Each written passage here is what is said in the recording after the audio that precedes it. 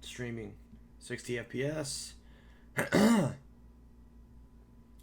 Hello, everyone.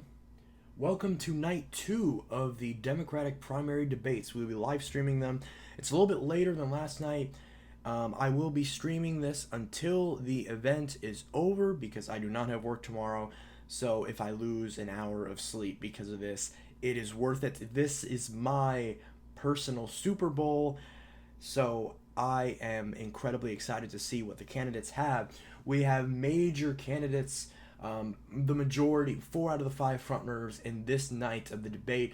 We saw the debate last night. I thought that it was okay.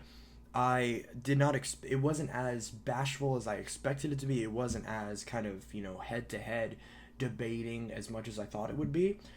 However, there was obviously you have way more candidates than you usually have, so there wasn't a whole lot of time for back and forth between the two. But the few moments that we saw, for example, when we saw Tim Ryan versus Tulsi Gabbard, that was insane, and Tulsi just absolutely whipped Ryan, and we saw that, and a few other examples as well. We saw Beto just kind of a little shaky all night, and some other candidates just kind of flop, and some others do a little bit well. Bill de Blasio did a great job, a lot better than I initially expected. Klobuchar pretty much trashed, and Booker actually did a much better job, and I thought he would as well. So it'll be interesting to see how what happens this night. My prediction is, keep in mind, the debates have pretty much already happened, but I'm just now watching this because obviously I had work and just ate dinner and everything, so now I'm actually ready to sit down and watch this. So I think Andrew Yang is going to kick it in this debate. I'm really hoping. I'm a member of the Yang Gang. He is my number 2 or number 3. He's pretty much tied with Tulsi.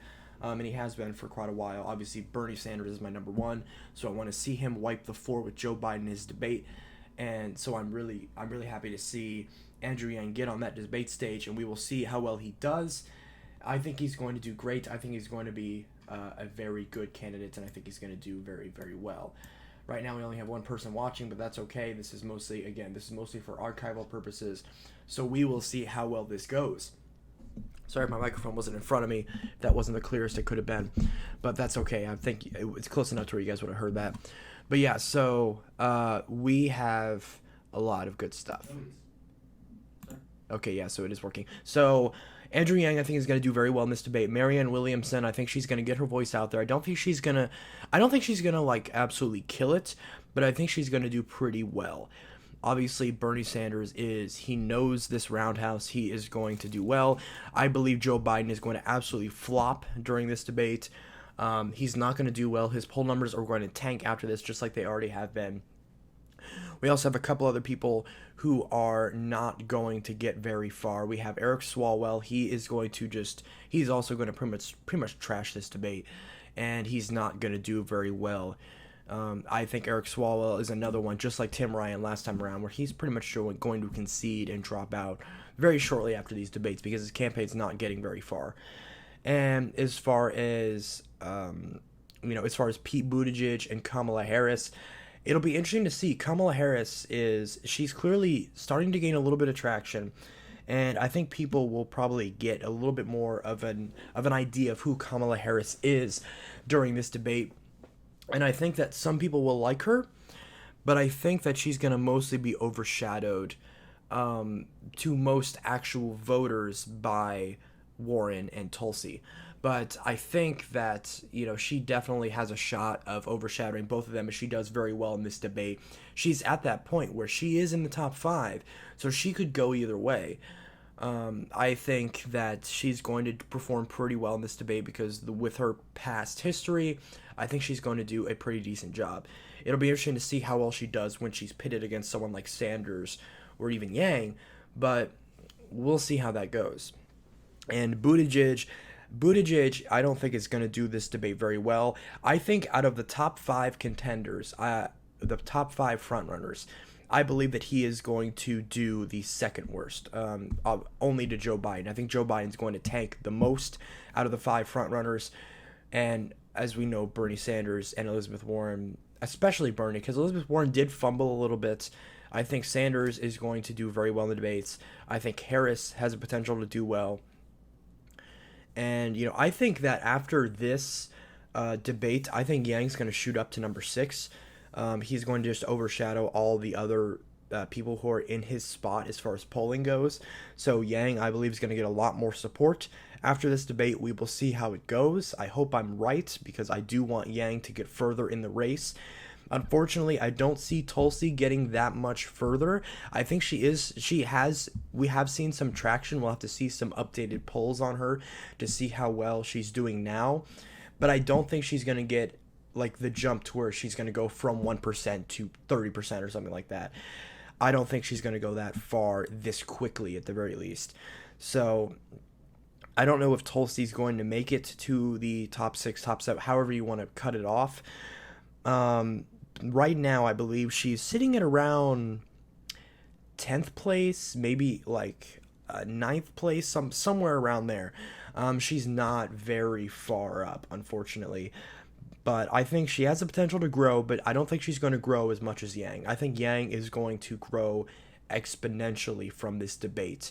And we're going to see how well that all unfolds. So, and again, as far as I believe, I'm missing Marianne Williamson. Again, I think she's going to get a little bit of a further following, but I unfortunately don't think she's going to get a whole lot of traction from this debate, but we will see. And then as far as other contenders that I'm probably forgetting on, if I'm forgetting their name, they're probably not important. Obviously, that's how it was with Tim Ryan, and we saw how well that went down. I have very little knowledge of Tim Ryan, and we can see why. So, anyways, we're just going to get this started up real quick. Let's make sure everything's working good. And it is. And I'm getting an email from people about the debate, which is great. So we're going to start this up, and we're going to see. We'll do my live reactions to the debate. So it starts right now.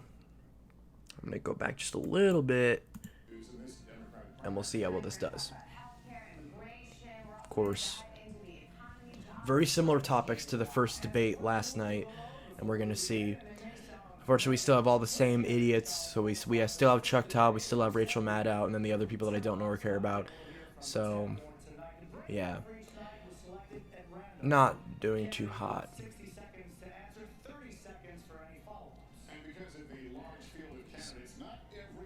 Seems like nobody's watching right now, unfortunately. So...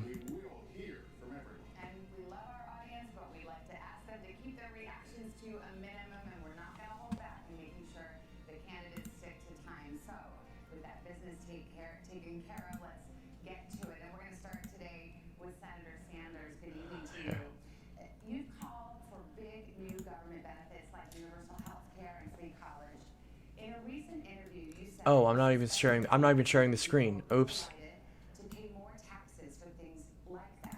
There we go. That's what I meant to do.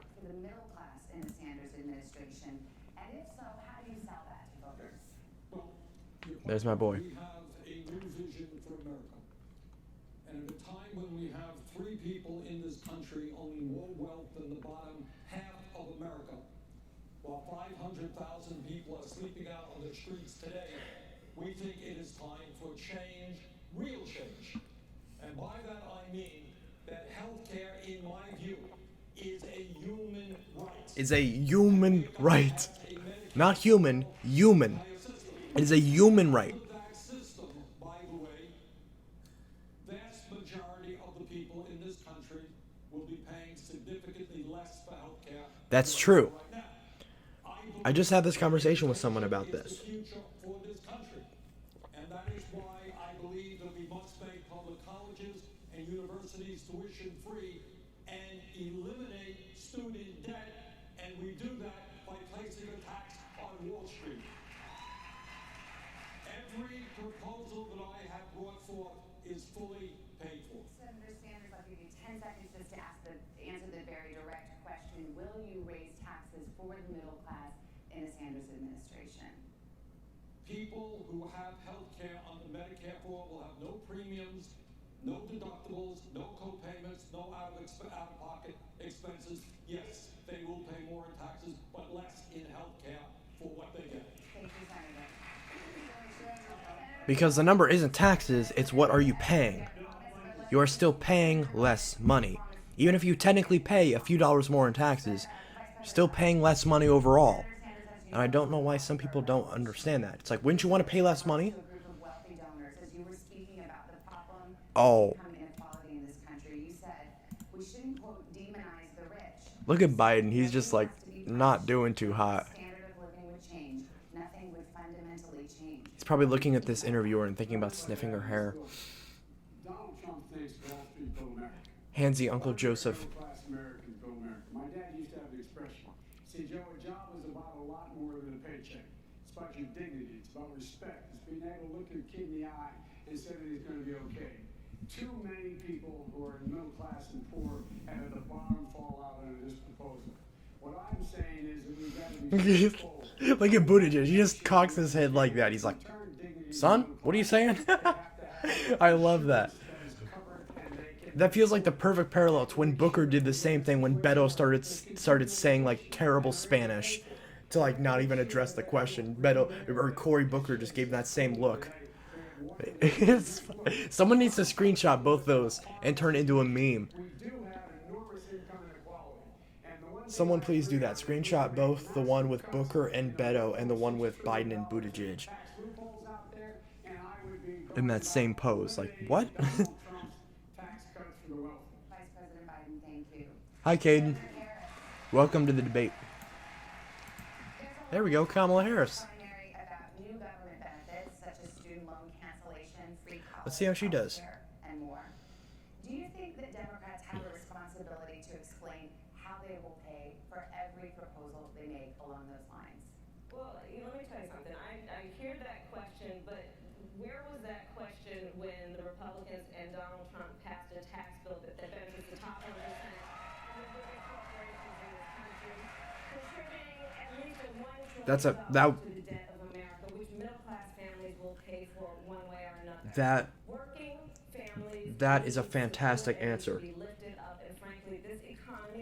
I'm proud of you, Kamala. That's a great answer. For too long, the rules have been written in the favor of the people who have the most and not in favor of the people who work the most, which is why I am proposing that we change the tax code. So Hi. Thank you. less than $100,000 a year, they will receive a tax credit that they can collect up to $500 a month, which will make all the difference between those families being able to get through the end of the month with dignity and with support or not. And on day one, I will repeal that tax bill that benefits the top 1% and the biggest corporations. There you go. Good. That's good. Ugh. I forgot about this guy, Hickenlooper. His name sounds like a breakfast cereal. Hickenloopers.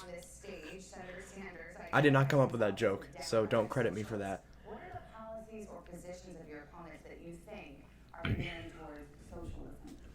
Ugh. I think that the bottom line is if we don't clearly define that we are not socialists, Republicans are going to come at us everywhere they can. Socialism is bad. And if you look at the Green New Deal, which I admire the Socialism is only good whenever it refers to like wars and rich people. If you want like anything that's even remotely socialism for like people, that's like bad. And that's like Venezuela.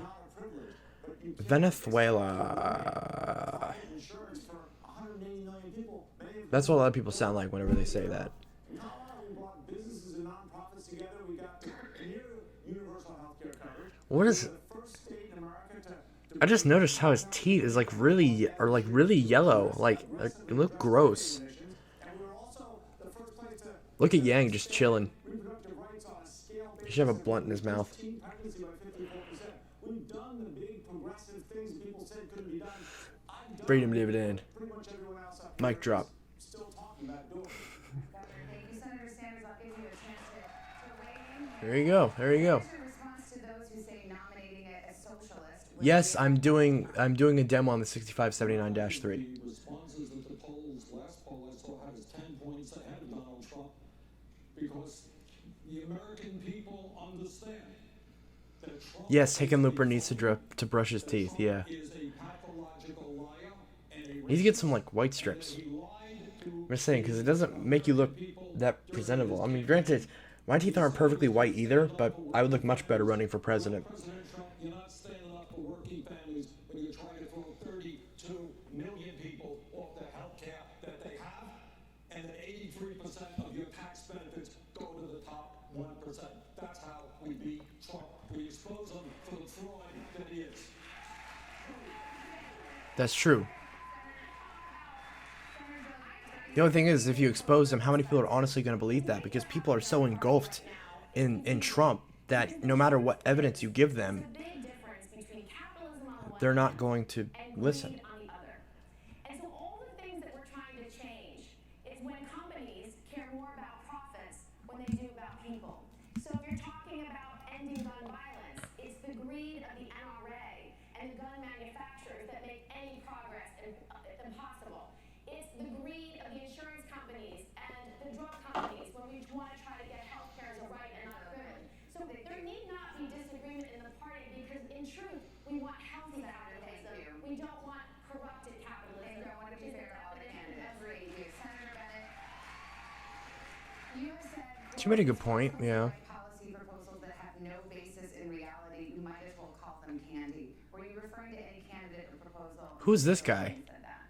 Was that directed at me? Yes, that was That sounded like me. Michael Bennett. I appreciate it. This is the first time I'm hearing him speak, and he's gone. Fundamental challenge we're facing. He's gonna get nowhere. Years of no economic growth for 90% of the American people, 160,000 families in the top 0.1%. This guy is. Is the bottom 90%, and we've got the worst income inequality that we've had in 100 years. Where I disagree is on his. Kamala, she just smiling. She's like, ha ha ha. I propose getting to universal health care, which we need to do. It is a right. Health care is a right. We need to get to universal health care. You didn't say it first, but That is by better late than never. finishing the work we started with Obamacare and creating a public option that every Oh. American can make a choice Public option. for their family about whether they want a public option, which for them would be like having Medicare for all, or whether they want to keep their private insurance. I believe we will get there. You just described Medicare for all. That's not what a public option is. Bernie, if I could just finish, Bernie mentioned that the taxes that we would have to pay, because of those taxes, Vermont rejected Medicare for all. And we should. going to talk about healthcare at length, Senator Bennett, for the moment. My colleagues are I wrote the part in Senator Sanders' bill. I wrote the part in Senator Sanders' bill that is the transition, which merges what the two senators said. Because the truth is, if you have a buy-in over a 4 or 5 year period, you move us to single payer more quickly. Senator, we will get to this. We will get to this. Before we do, That was good on Gillibrand's part. Good evening, buenas noches to Mayor Buttigieg. Buenas noches, gracias, invitados. Punto perro, caballero. Many of Ah, your more Spanish. I forgot there's also on Telemundo, so they have to speak a little bit of Spanish. Why not? Get a Bissell Clean Bee 8990. I just sold my 8990 because the motor was too loud on it. I literally just sold it a week ago. It's logical to me that if you can refinance your house, you ought to be able to refinance your student debt. I also believe in free college for low and middle income students for whom cost could be a barrier. I just don't believe it makes sense to ask working class families to subsidize even the children of billionaires. I think the children of the wealthiest Americans can pay at least a little bit of tuition, and while I want tuition costs to go down, I don't think we can buy down every last penny for them. Now, there's something I mean, we can, but I actually do kind of agree with Buttigieg because I'm actually still lukewarm on the idea of free college. Because I do think that it's inflated way too much, but I think that the market can address college in a different way where it cannot address healthcare. whether you went to college or not, that's one of many reasons we need to raise the minimum wage to at least $15 an hour. Okay. Student loan debt myself. Let me tell you, I can't count on the people who've been in government for the last 30 years who were around when this problem was created to be the ones to solve it. It's going to be the next generation, the 40 million of us who can't start a family, can't take a good idea and start a business, and can't buy our first home. This is the generation that's going to be able to solve student loan debt. This generation is ready to leave. Mr. Yang, your signature clause Yang! is to give every adult Freedom dividend. $1,000 a month, no questions asked. That's right. I think it's like $3.2 trillion a year. would you do that? Sorry? How would you do that?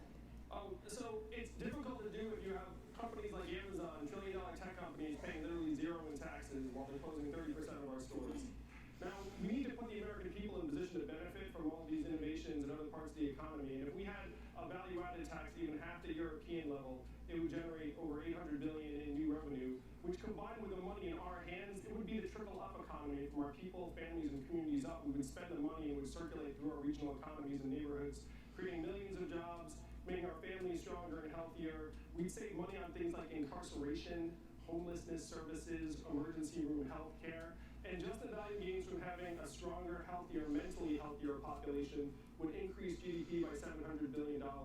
This is the move that we have to make, particularly as technology is now automating away millions of American jobs. It's why Donald Trump is our president today, that we automated away 4 million manufacturing jobs in Michigan, Ohio, and Pennsylvania, and Wisconsin. And we're about to do the same thing in millions of retail jobs, call center jobs, fast food jobs, truck driving jobs, and other out through the economy. Sir, if I get you to understand a little bit better, so you're saying $1,000 a month for everyone over 18, but a value-added tax, so you can spend that $1,000 on value-added tax?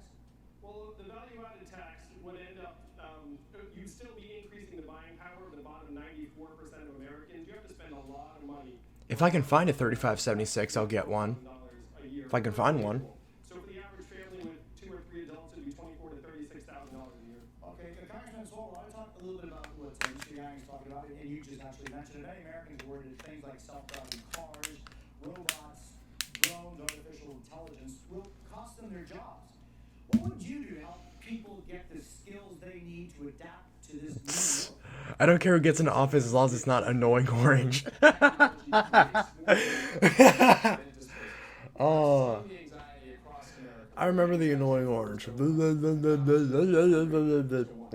our schools. Value the teachers who prepare our kids. Wipe the student debt from any teacher that goes into a community that needs it. Invest in America's communities, especially where places where the best exports are people who move away to get skills. But Jose, I was 6 years old when a presidential candidate. Do you ever watch Fox 5 Las Vegas News? No, I don't live in Las Vegas. It's time to pass the torch to a new generation of Americans. That candidate was then Senator Joe Biden. Joe Biden was right when he said it was time to pass the torch to a new generation of Americans 32 years ago. He's still right today. If we're going to solve the issues of automation, pass the torch. If we're going to solve the issues of climate chaos, pass the torch. If we're going to solve the issue of student loan debt, pass the torch. If we're going to end gun violence for families who are fearful of sending their kids to school, pass the torch. Vice President, would you like to say the torch? Hold on to that torch. I want to make it clear to you, look, the fact of the matter is what we have to do is make sure that everybody is prepared better to go on to educate for an education. The fact is that that's why I propose us focusing on schools that are in distress. That's why I think we should triple the amount of money we spend for Title I schools. That's why I think we should have universal pre-K. That's why I think every single person Okay, that's good. from high school, 65 out of 100 now need something beyond high school, and we should provide for them to be able to get that education. That's why there should be free community college, cutting in half the cost of college. That's why we should be in a position where we do not have anyone have to pay back a student debt when they get out. They're making less than $25,000 a year. Their debt is frozen, no interest payment until they get beyond that. We can't put people in a position where they aren't able to go on and move on. And so, folks, there's a lot we can do, but we have to make continuing education available for everyone so that everyone can compete in the 21st century. We're not doing that now. Senator Sanders.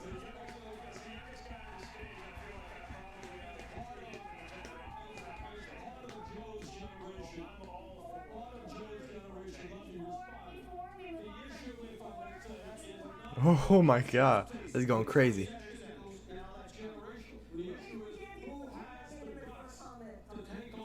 Wall Street, to take on the fossil fuel industry, to take on the big money interests who have unbelievable influence over the economic and political life of this country.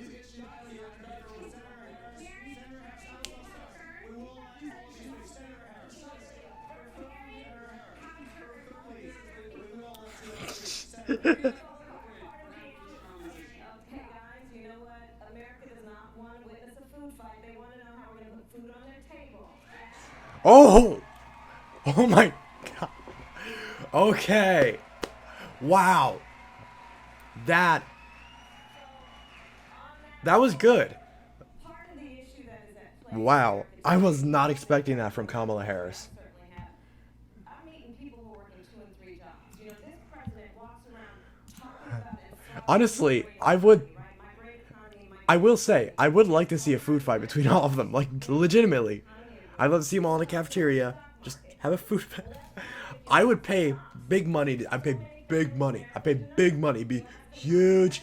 It'd be big, beautiful food fight. Well, yeah, people in America are working. They're working 2 and 3 jobs. So when we talk about jobs, let's be really clear. In our America, no one should have to work more than 1 job to have a roof over their head and food on their table. Of course. That's just basic logic. This is going to be a show of hands question. We asked a question about healthcare last night that spurred a lot of discussion, as you know. We're going to do it again now. Many people watching at home have health insurance through their employer. Who here would abolish their private health insurance in favor of a government-run plan? All right. Really? Andrew Yang didn't raise his hand? This is a very important issue. So the plan that Senator Sanders and I and others support, Medicare for All, is how you get to single payer. But it has a buy-in transition period, which is really important. In 2005, when I ran for Congress in a 2-to-1 Republican district, I actually ran on Medicare for All, and I won that 2-to-1 Republican district twice. And the way I formulated it was simple. Anyone who doesn't have access to insurance... Yes, I like the Blade dashboard better than Metro. So that's what we put into the transition period for our Medicare for All plan. I believe we need to get to universal health care as a right, not a privilege, to single payer. I think my favorite was probably NXC, if not the Blades, one of the two. Get Abyssal Rewind Smart Clean. I was going to get one from Cameron 42, but I was going to get a Rewind Smart Clean and a Clean View 2 Plus, but those both got, he had a flood at his house and it damaged both the machines, so I wasn't able to get them.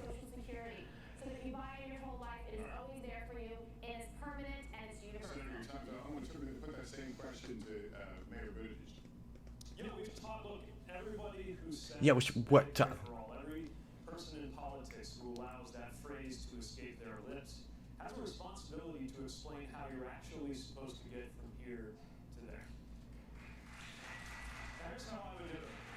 It's very similar. I would call it Medicare for all who want it. You take something like Medicare, a flavor of that, you make it available on the exchanges, people can buy in, and if people like us are right, that will be not only a more inclusive plan, but a more efficient plan than any of the corporate answers out there. Then it will be a very natural glide path to the single-payer environment. But let's remember, even in countries that have outright socialized medicine, like England, even there, there's still a private sector. That's fine. It's just that for our primary care, we can't be relying on the tender mercies of the corporate system. This one's very personal for me. That's true. This year, dealing with the terminal illness of my father. I make decisions for a living, and nothing could have prepared me for the kind of decisions our family faced. But the thing we had going for us was that we never had to make those decisions based on whether it was going to bankrupt our family because of Medicare. And I want every family to have that same freedom to do what is medically right. Get a Power Force 71Y7 if I get one. You were one of the architects of Obamacare, so where do we go from here? Look, this is very personal to me. When my wife and daughter were killed in an automobile accident, my 2 boys were really very badly injured. I couldn't imagine what it would be like had I not had adequate health care available immediately. And then when my son came home from Iraq after a year, he diagnosed with terminal cancer, and he's given months to live. I can't fathom what would have happened if, in fact, they said, by the way, the last 6 months of your life, you're on your own. We're cutting off. You've used up your time. The fact of the matter is that the quickest, fastest way to do it is build on Obamacare. To build on Obamacare. Of course you'd say that. You were the VP. Secondly, to make sure that Obamacare sucks, everyone with but private insurance, okay. employer insurance, or no insurance Just ignore everything we've given so far. in exchange for Medicare. Told you, Biden's gonna tank. Do that. We can do it quickly. Look, urgency, matters. There's people right now facing what I faced and what we faced without any of the help I had. We must move now. I'm against any Democrat who opposes that takes down Obamacare and any Republican who wants to get rid of it. Let me turn to Senator Sanders. Senator Sanders, you basically want to scrap the private health insurance system as we know it and replace it with a government-run plan. None of the states that have tried something like that, California, Vermont, New York, has struggled with it, have been successful. If politicians can't make it work. Okay, so you're telling me you're going to say, oh, this little state didn't get it to work, but these whole countries got it to work, but we're going to ignore those. And we're going to focus on the states.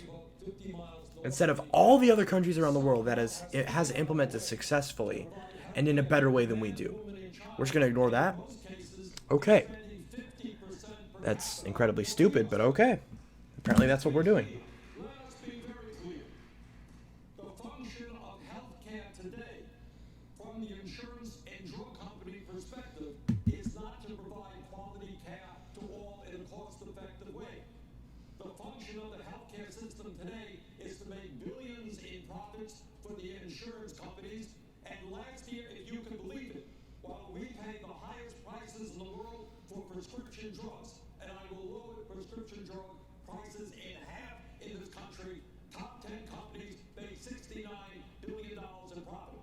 They will spend hundreds of millions of dollars lying to the American people, telling us why we cannot have a Medicare. I just have to follow up that. How do you implement it on a national level? How do you implement it on a national level, given the fact it's not succeeded in other states have tried? I will tell you how we'll do it. We'll do it the way real change has always taken place, whether it was the labor movement, the civil rights movement, or the women's movement. We will have Medicare for all, when tens of millions of people are prepared to stand up and tell the insurance companies and the drug companies that their day is gone, that healthcare is a human right, not something to make huge profits out of.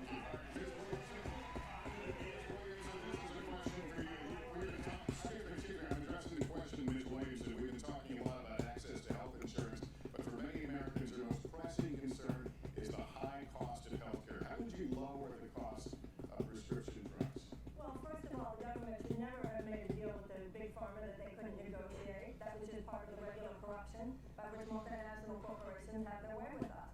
You know, I want to say, well, I agree with that. I'm with Senator Bennett and others, but I agree with almost everything here. I'll tell you one thing. It's really nice that we've got all these plans, but if you think we're going to beat Donald Trump by just having all these plans, you got another thing coming. Because he didn't win by saying he had a plan. He won by simply saying, make America great again. We've got to get deeper than just these superficial fixes, as important as they are. Even if we're just talking about the superficial fixes, ladies and gentlemen, we don't have a health care system in the United States. We have a sickness care system in the United States. We just wait till somebody gets sick, and then we talk about who's going to pay for the treatment and how they're going to be treated. What we need to talk about is why so many Americans have unnecessary chronic illnesses, so many more compared to other countries. And that gets back into not just the big pharma, not just health insurance companies. It has to do with chemical policies. It has to do with environmental policies. Wow.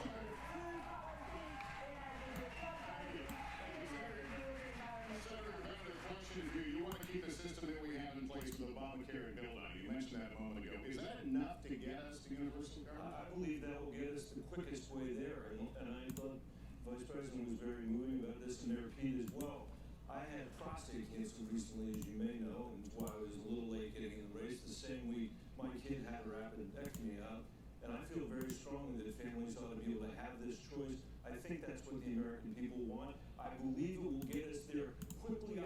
There are millions of people in America that do not have health insurance today because they can't. They're too wealthy. They make too much money to be on Medicaid. They can't afford health insurance. When Senator Sanders says that Canada is single payer, there are 35 million people in Canada. There are 330 million people in the United States, easily the number of people on a public option that could easily be 35 million.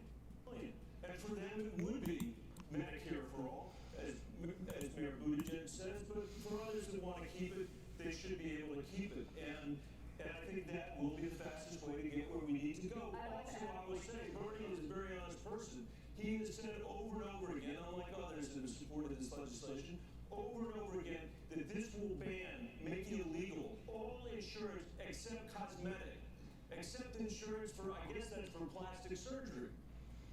Everything else is banned under the Medicare for All proposal that he has put forward. What? No, it's not. No, it's not. It doesn't ban private insurance. Medicare is the most popular health insurance program in the country. People don't like their private insurance companies. They like their doctors and hospitals. Under our plan, people go to any doctor they want, any hospital they want. We will substantially lower the cost of healthcare in this country because we'll stop the greed of the insurance companies.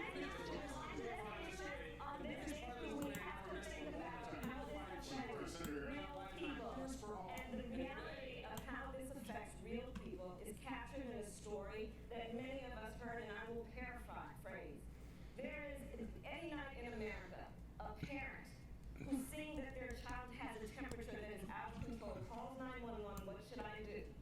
And they say, take the child to the emergency room. And so they get in their car, and they drive, and they're sitting in the parking lot outside of the emergency room, looking at those sliding glass doors while they have the hand on the forehead of their child, knowing that if they walk through those sliding glass doors, even though they have insurance, they will be out a $5,000 deductible when they walk through those doors. That's what insurance companies are doing. It's so, yeah, it's just gross. I was just in the emergency room, and I'm telling you, Thank you. we fight health insurance companies every single week. We stand in line and pay expensive prescription drugs. We have to have a healthcare guarantee. If you're sick, you're seen, and in America, you never go broke because of it. Okay. A lot of you have been talking tonight about these government health care plans that you propose in one form or another. This is a show of hands question, and hold them up for a moment so people can see. Raise your hand if your government plan would provide coverage for undocumented immigrants. Wow. Okay. I honestly was not expecting that. Because our country is healthier when everybody is healthier. And remember, we're talking about something people are given a chance to buy into.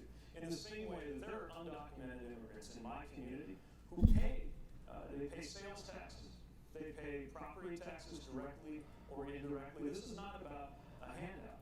This is an insurance program. And we do ourselves no favor by having 11 million undocumented people in our country be unable to access health care. But of course, the real problem is we shouldn't have 11 million undocumented people with no pathway to citizenship. It makes no sense. And the American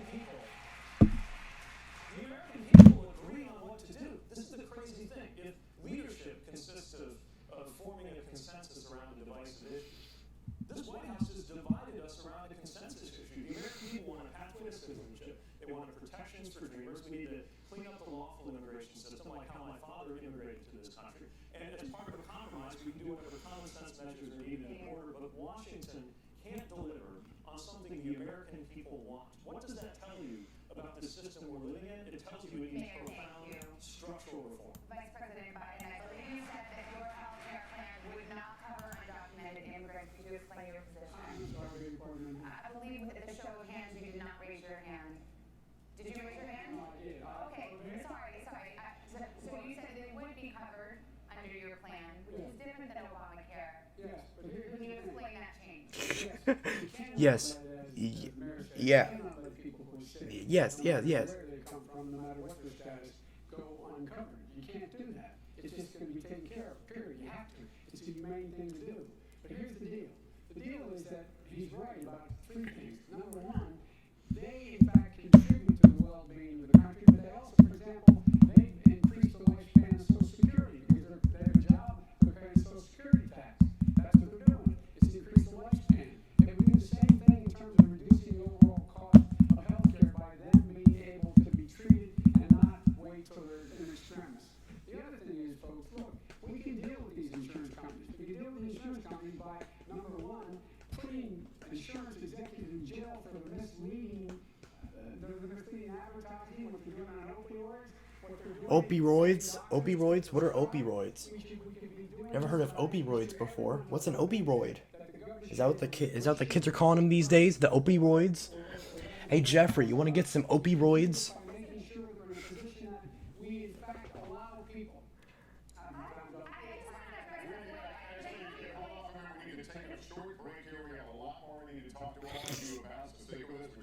Everybody shut up. We need ads. We need commercial break. Shut up. Ads.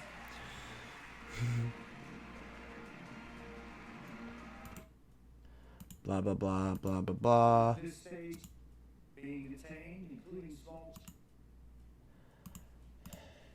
Stand by for live coverage. That's pretty much some of the people in this debate right now. Just.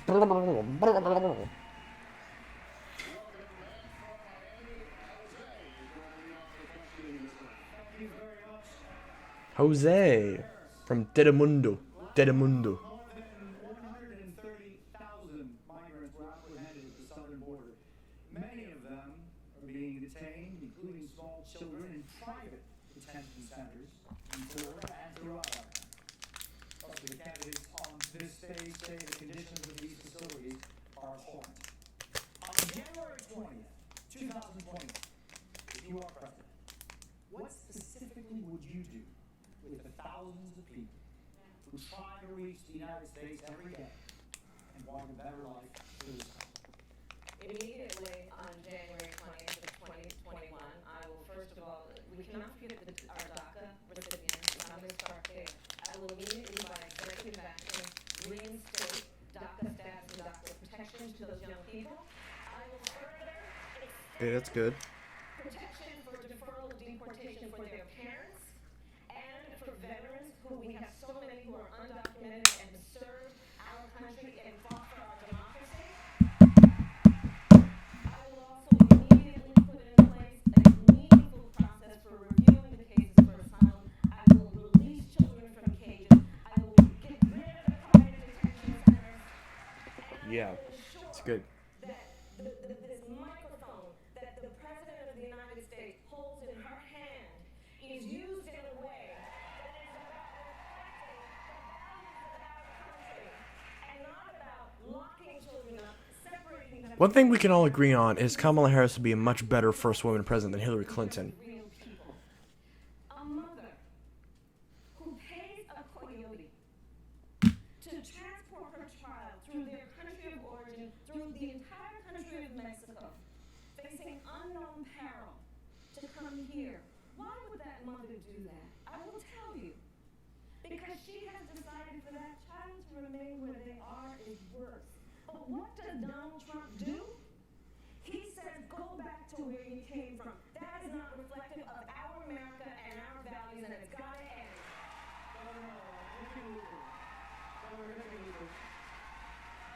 Day one, if you are day one at the White House, how do you respond? Let me get to you in just a second. Governor. I'm sorry. Oh. Men, women, and children across the border. Marianne seems like such a sweet person. She's like, oh, I'm sorry. And when she's arguing, she's like, hello. She's like trying to be like really sweet. And it actually feels genuine, unlike some of the other people. If you ever told me any time in my life that this country would sanction federal agents to take children from the arms of their parents, put them in cages, actually put them up for adoption, in Colorado we call that kidnapping, I would have told you it was unbelievable. And the first thing we have to do is recognize the humanitarian crisis on the border for what it is, make sure that there are the sufficient facilities in place so that women and children are not separated from their families, the children are with their families. We have to make sure that ICE is completely reformed and they begin looking at their job in a humanitarian way where they're addressing the whole needs of the people that they are engaged with along the border. And we have to make sure ultimately that we provide not just shelter, but food, clothing, and access to medical care. Ms. Williams. What Donald Trump has done to these Yeah, I love that. The camera panned over, then it panned down. That was funny. It's really important for us to realize that. If you forcibly take a child from their parents' arms, you are kidnapping them. And if you take a lot of children and you put them in a detainment center, thus inflicting chronic trauma upon them, that's called child abuse. This is collective child abuse. And this is crime. Both of those things are a crime. And if your government does it, that doesn't make it less of a crime. These are state-sponsored crimes. And what President Trump has done is not only attack these children, not only demonize these immigrants, he is attacking a basic principle of America's moral core. We open our hearts to the stranger. This is extremely important. And it's also important for all of us to remember, and I have great respect for everyone who's on this stage, but we're going to talk about what to do about health care. Well, where have you been, guys? Because it's not just a matter of a plan, and I haven't heard anybody on this stage who's talked about American foreign policy in Latin America and how we might have, in the last few decades, contributed to something. Senator Gillibrand, what would you do as president with a reality? Well, one of the worst things about President Trump that he's done to this country is he's torn apart the moral fabric of who we are. When he started separating children at the border from their parents, the fact that 7 children have died in his custody, the fact that dozens of children have been separated from their parents and they have no plan to reunite them. So I would do a few things. First, I would fight for comprehensive immigration reform with a pathway to citizenship. Second, I would reform how we treat asylum seekers at the border. I would have a community-based treatment center where you're doing it within the communities, where asylum seekers are given lawyers, where there's real immigration judges, not employees of the Attorney General, but appointed for life, and have a community-based system. I would fund border security, but the worst thing President Trump has done is he's diverted the funds away from cross-border terrorism, cross-border human trafficking, drug trafficking, and gun trafficking, and he's given that money to the for-profit prisons. I would not be spending money in for-profit prisons to lock up children and asylum seekers. We had a very spirited debate on this stage last night on the topic of decriminalization of the border. If you'd be so kind, raise your hand if you think it should be a civil offense rather than a crime to cross the border without documentation. Can we keep our hands up so we can see them? Let's remember, that's not just a theoretical exercise. That criminalization, that is That's the already a basis thing. for family separation. You do away with that, it's no longer possible. Of course, it wouldn't be possible anyway in my presidency because it is dead wrong. We've got to talk about one other thing, because the Republican Party likes to cloak itself in the language of religion. Now, our party doesn't talk about that as much, largely for a very good reason, which was we are committed to the separation of church and state, and we stand for people of any religion and people of no religion. But we should call out hypocrisy when we see it. And for a party that associates itself with Christianity, to say that it is okay to suggest that God would smile on the division of families at the hands of federal agents, that God would condone putting children in cages, has lost all claim to ever use religious language again. Vice President, Holy shit, was that powerful. Way to go, Buttigieg. That's a fantastic point. I'm so glad someone actually mentioned that, because that's incredibly important. The United Families had surged immediately. Billions of dollars worth of help to the region immediately. Look, talk about foreign policy. I'm the guy who got a bipartisan agreement at the very end of the campaign, at the very end of our term, to spend $740 million to deal with the problem. And that was to go to the root cause of why people are leaving in the first place. It was working. We saw, as you know, a net decrease in the number of children who are coming. The crisis was abated. And along came this president, he said he immediately discontinued that. We all talk about these things. I did it. $700 million. Second thing we have to do. The law now requires to reunite those families. We reunite those families, period. And if not, we put those children in a circumstance where they were safe until we can find their parents. And lastly, the idea that he's in court with the Justice Department saying children in cages do not need a bed, do not need a blanket, do not need a toilet.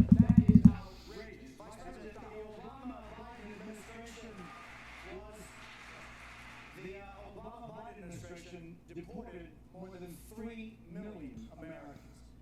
My question to He had a record number of deportations. in the United States of America without documents, and that Oh, look at that face on poor Biden. He's like, oh shit, he's right. Why did he have to mention that? a major crime. They should be deported. And the president was leftist. President Obama, I think, did a heck of a job. Compare him to what this guy's doing is absolutely ironic, totally wrong. But the fact is that, look, we should not be locking people up. We should be making sure we change the circumstance as we did, why they would leave in the first place.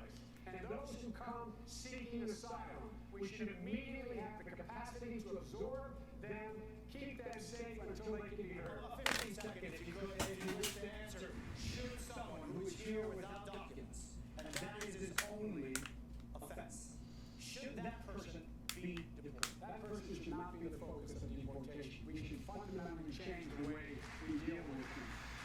Senator, Suggest that I agree with a lot of what Colin just said. And that is, on day one, we take out our executive order pen and we rescind every damn thing on this issue that Trump has done. Number two, we get up on the jumping. We gotta look at the root causes. And you have a situation where Honduras, among other things, is a failing state. Massive corruption. You got gangs who are telling families that if a 10-year-old does not join that gang, that family is going to be killed. What we've got to do on day one is invite the presidents and the leadership of Central America and Mexico together. This is a hemisphere. What did he say? Sexual America? Central America? So I don't know why I heard Sexual America. He said Central America. someone is here without documents, and that is their only offense, is that person to be deported? No. That person can be Good. a part of this great Good job, Eric. experience. That person can contribute. My congressional district is one of the most diverse in America, and we see the benefits when people contribute and they become a part of the community and they're not in the shadow behind you. Day one for me, families are reunited.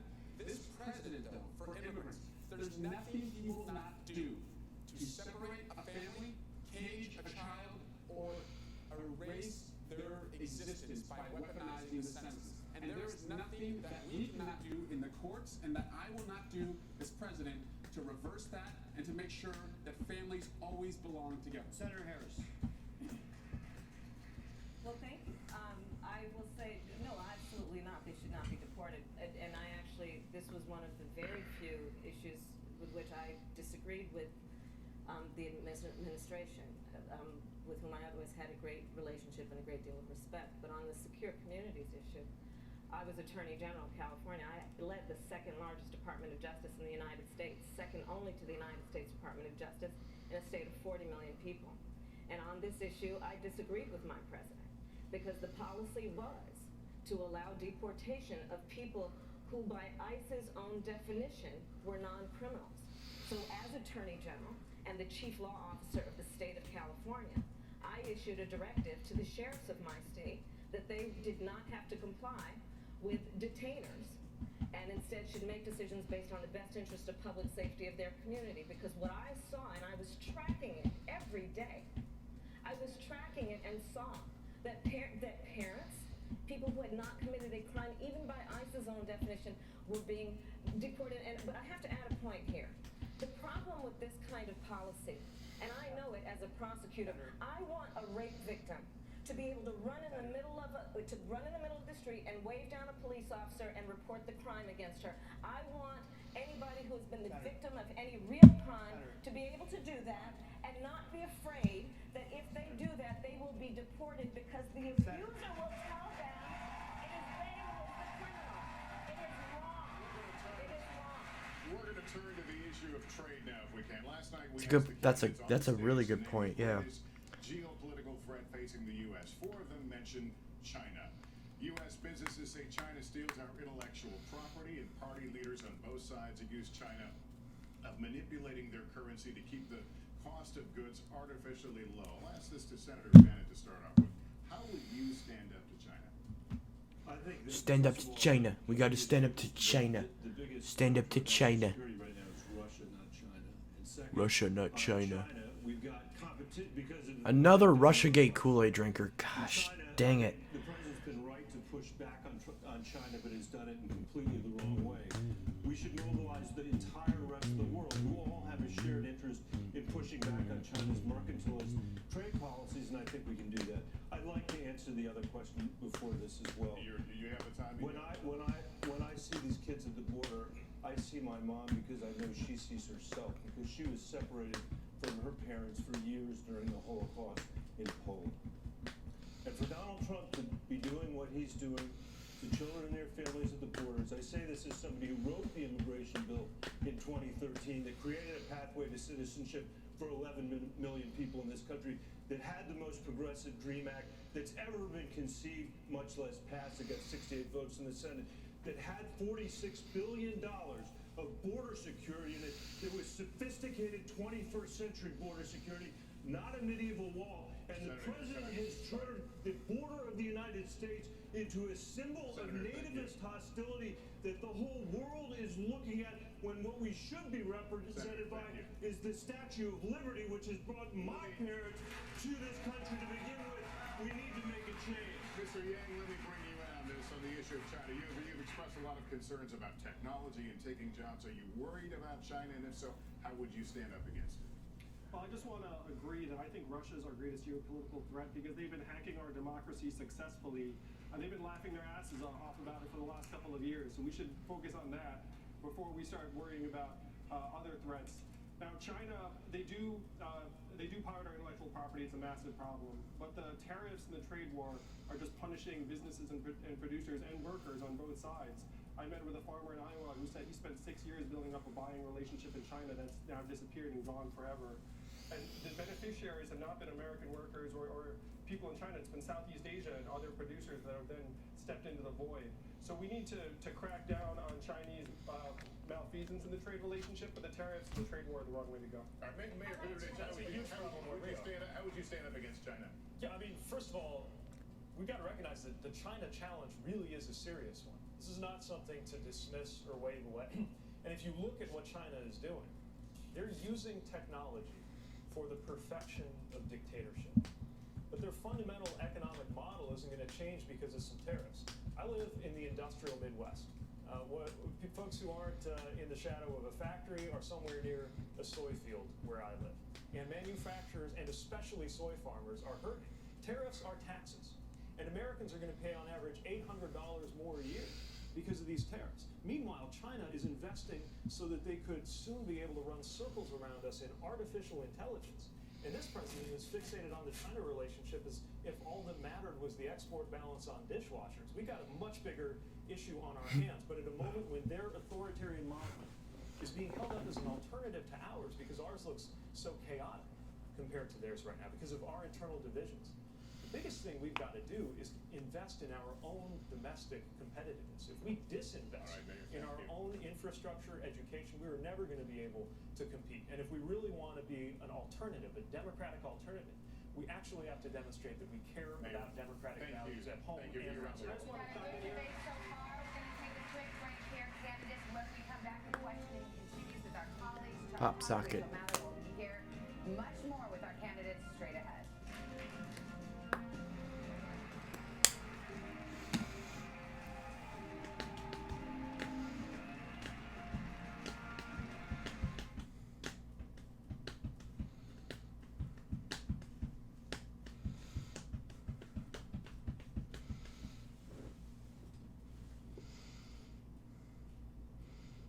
At Wisconsin, not going for.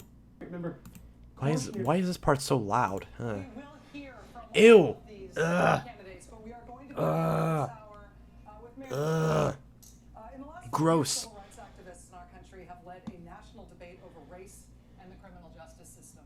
Your community of South Bend, Indiana, has recently been in uproar over an officer-involved shooting.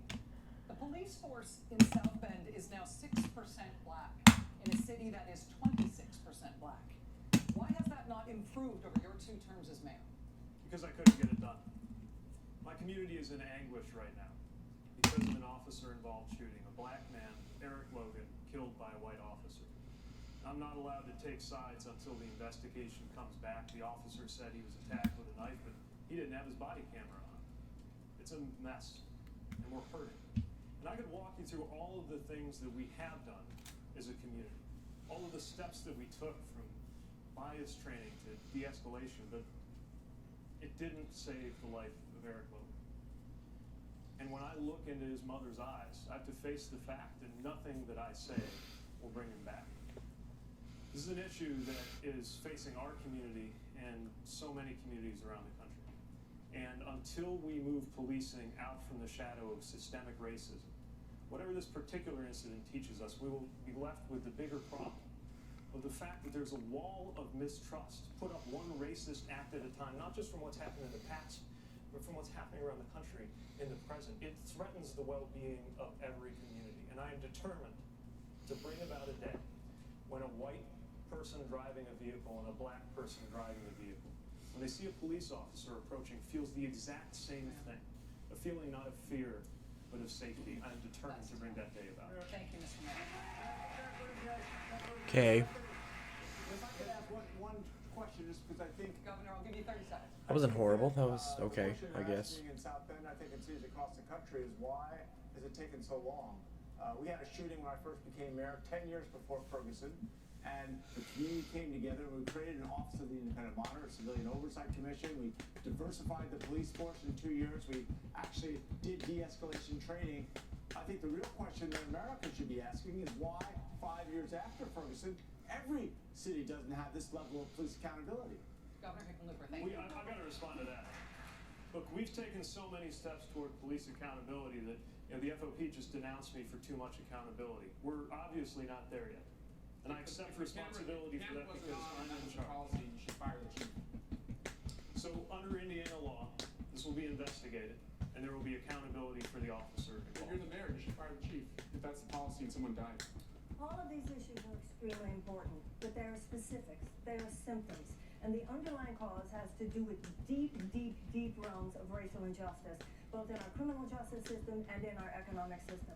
And the Democratic Party should be on the side of reparations for slavery for this very reason.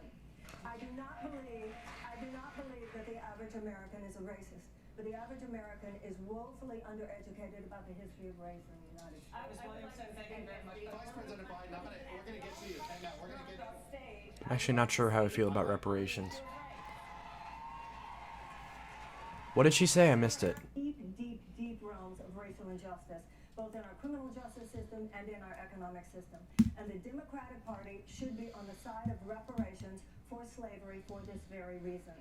I do not believe that the average American is a racist, but the average American is woefully undereducated about the history of race in the United States. Ms. Williamson, thank you very much. Vice President Biden, we're going to get to you. Hang on, we're going to get. On stage, I would like to speak on the issue of race. Senator Harris, And so what I will say is if that I could preface this, we'll give you 30 seconds, and we're going to come back to you on this again in just a moment. Go for 30 seconds. Okay. So, on the issue of race, I couldn't agree more that this is an issue that is still not being talked about truthfully and honestly. There is not a black man I know, be he a relative, a friend, or a coworker, who has not been the subject of some form of profiling or discrimination. Growing up, my sister and I had to deal with the neighbor who told us her parents couldn't play with us because we were black.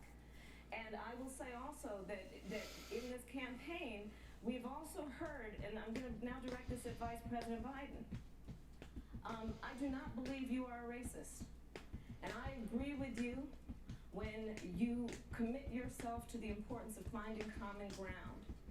But I also believe, and it's personal, and I was actually it was hurtful to hear you talk about the reputations of two United States senators who built their reputations and career on the segregation of race in this country.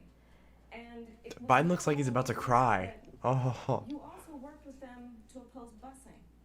Yes! And I'm so glad she mentioned that. Who was part of the second class to integrate her public Oh schools. God. Yeah, And she Biden's bused to school every day. done. And that little girl was me. So I will tell you that on this subject, it cannot be an intellectual debate among Democrats. We have to take it seriously. We have to act swiftly. As Attorney General of California, I was very proud to put in place a requirement that all my special agents would wear body cameras and keep those cameras on. Senator Harris, thank you. Vice President Biden, you have been invoked. We are going to give you. You have been invoked. Oh. He's like, he looks like he's about to cry. He looks like he's about to cry. It's a mischaracterization of my position across the board. I did not praise racist. That is not true. Number one. Number two, if we want to have this campaign litigated on who supports civil rights and whether I did or not, I'm happy to do that. I was a public defender. I didn't become a prosecutor. I came out and I left a good law firm to become a public defender. When in fact, Is that Biden in the left? Biden's the super duper duper duper old one next to the, on the left of the super duper duper duper old one, but just on the stage, not in reality. In reality, the one on the right, super duper duper old one, is to the left of the one, the super duper old one who's on the left. If that makes sense. the fact is that in terms of busing, the busing, Why do you hate Trump in Teletech Studios? Biden, you suck. I hope you don't be president. Yeah, I agree. Biden should not be president. Biden sucks. Trump also sucks. They both suck. Biden's not as bad as Trump, but still sucks. Your mama's so fat. Actually, she's not. She's actually very, very skinny. Get a clean 89.90 from What next time are you going to do? I don't think he's crying. Yeah, I didn't say he is crying. I said he looks like he's crying. He looks like he's about to cry. Do you agree? I did not oppose busing in America. What I opposed yes, you did. made by your city council. The So I will tell you that on this subject, it cannot be an intellectual debate among Democrats. We have to take it seriously. We have to. How much of this is left? There's still like half of this left. And it's almost midnight. Put in place a requirement that all my special agents would wear body cameras and keep those cameras on. Yes. Richard Ojeda actually would have went a step further and said put him on politicians.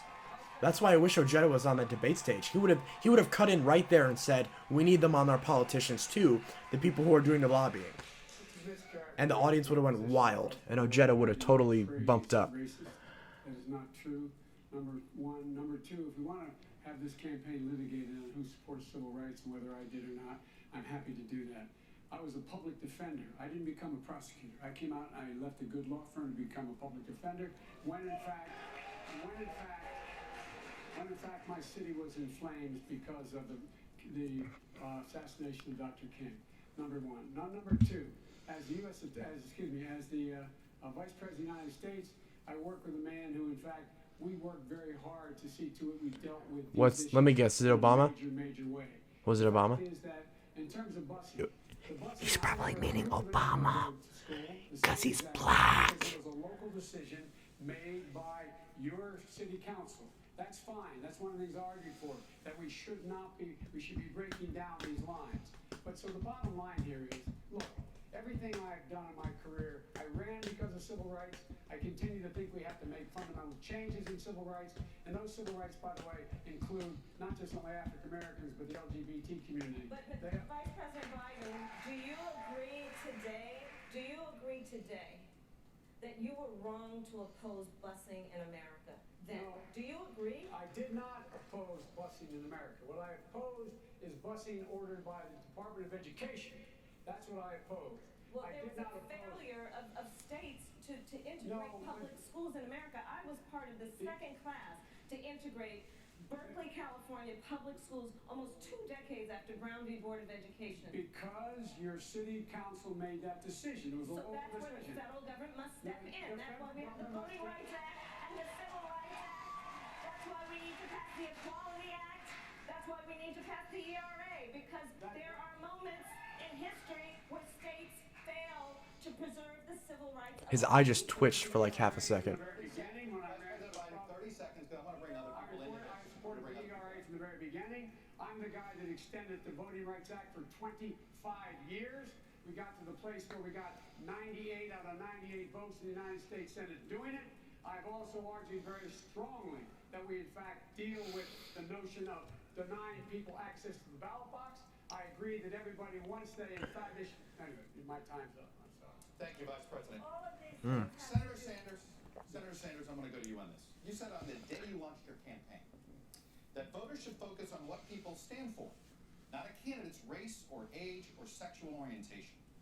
Many Democrats are very excited by the diversity of this field, on this stage and on last night's stage, and the perspective that diversity brings to this contest and to these issues. Are you telling Democratic voters that diversity shouldn't matter when they make this decision? No, absolutely not. Unlike the Republican Party, we encourage diversity, we believe in diversity, that's what America is about. But in addition to diversity, in terms of having more women, more people from the LGBT community. From the baseball. LGBTQ. Say it with me. LGBTQ. LGBTQ. It's 5 letters. It's not that difficult. 45 years ago, and that in the last 30 years, the top 1% has seen a $21 trillion increase in their wealth. We need a party that is diverse, but we need a party that has the guts to stand up to the powerful special interests who have so much power over the economic and political life of this country. Senator Gillibrand, I want to give you 30 seconds on this. Well, first of all, where Bernie left off, we've got a lot of good ideas on this stage tonight, a lot of plans. But the truth is, until you go to the root of the corruption, the money in politics, the fact that Washington is run by the special interests, you are never going to solve any of these problems. I have the most comprehensive approach that experts agree is the most transformative plan to actually take on political corruption, to get money out of politics. Money out of Pablo. Get the money out of Pablo. Money out of politics. We can guarantee health care is a right, not a privilege. We can deal with institutional racism. We can take on income inequality, and we can take on the corporate corruption that runs Washington. The first constitutional amendment to do that was introduced by me when I was a young senator. Thank you, Vice President. We want to shift topics here. Senator Bennett, the next question is for you. On the issue of partisan gridlock, President Obama promised in 2012 that after his re-election... Does he have pen on his fingers? Fever would break. That did not happen. Now Vice President Biden is saying the same thing, that if he is elected in 2020, both parties will want to work together. Should voters believe that somehow if there's a Democratic president in 2021, that gridlock is going to magically disappear? Gridlock will not magically disappear as long as Mitch McConnell is there, first. Second, that's why it is so important for us to win not just the presidency, to have somebody that can run in all 50 states, but to win the Senate as well.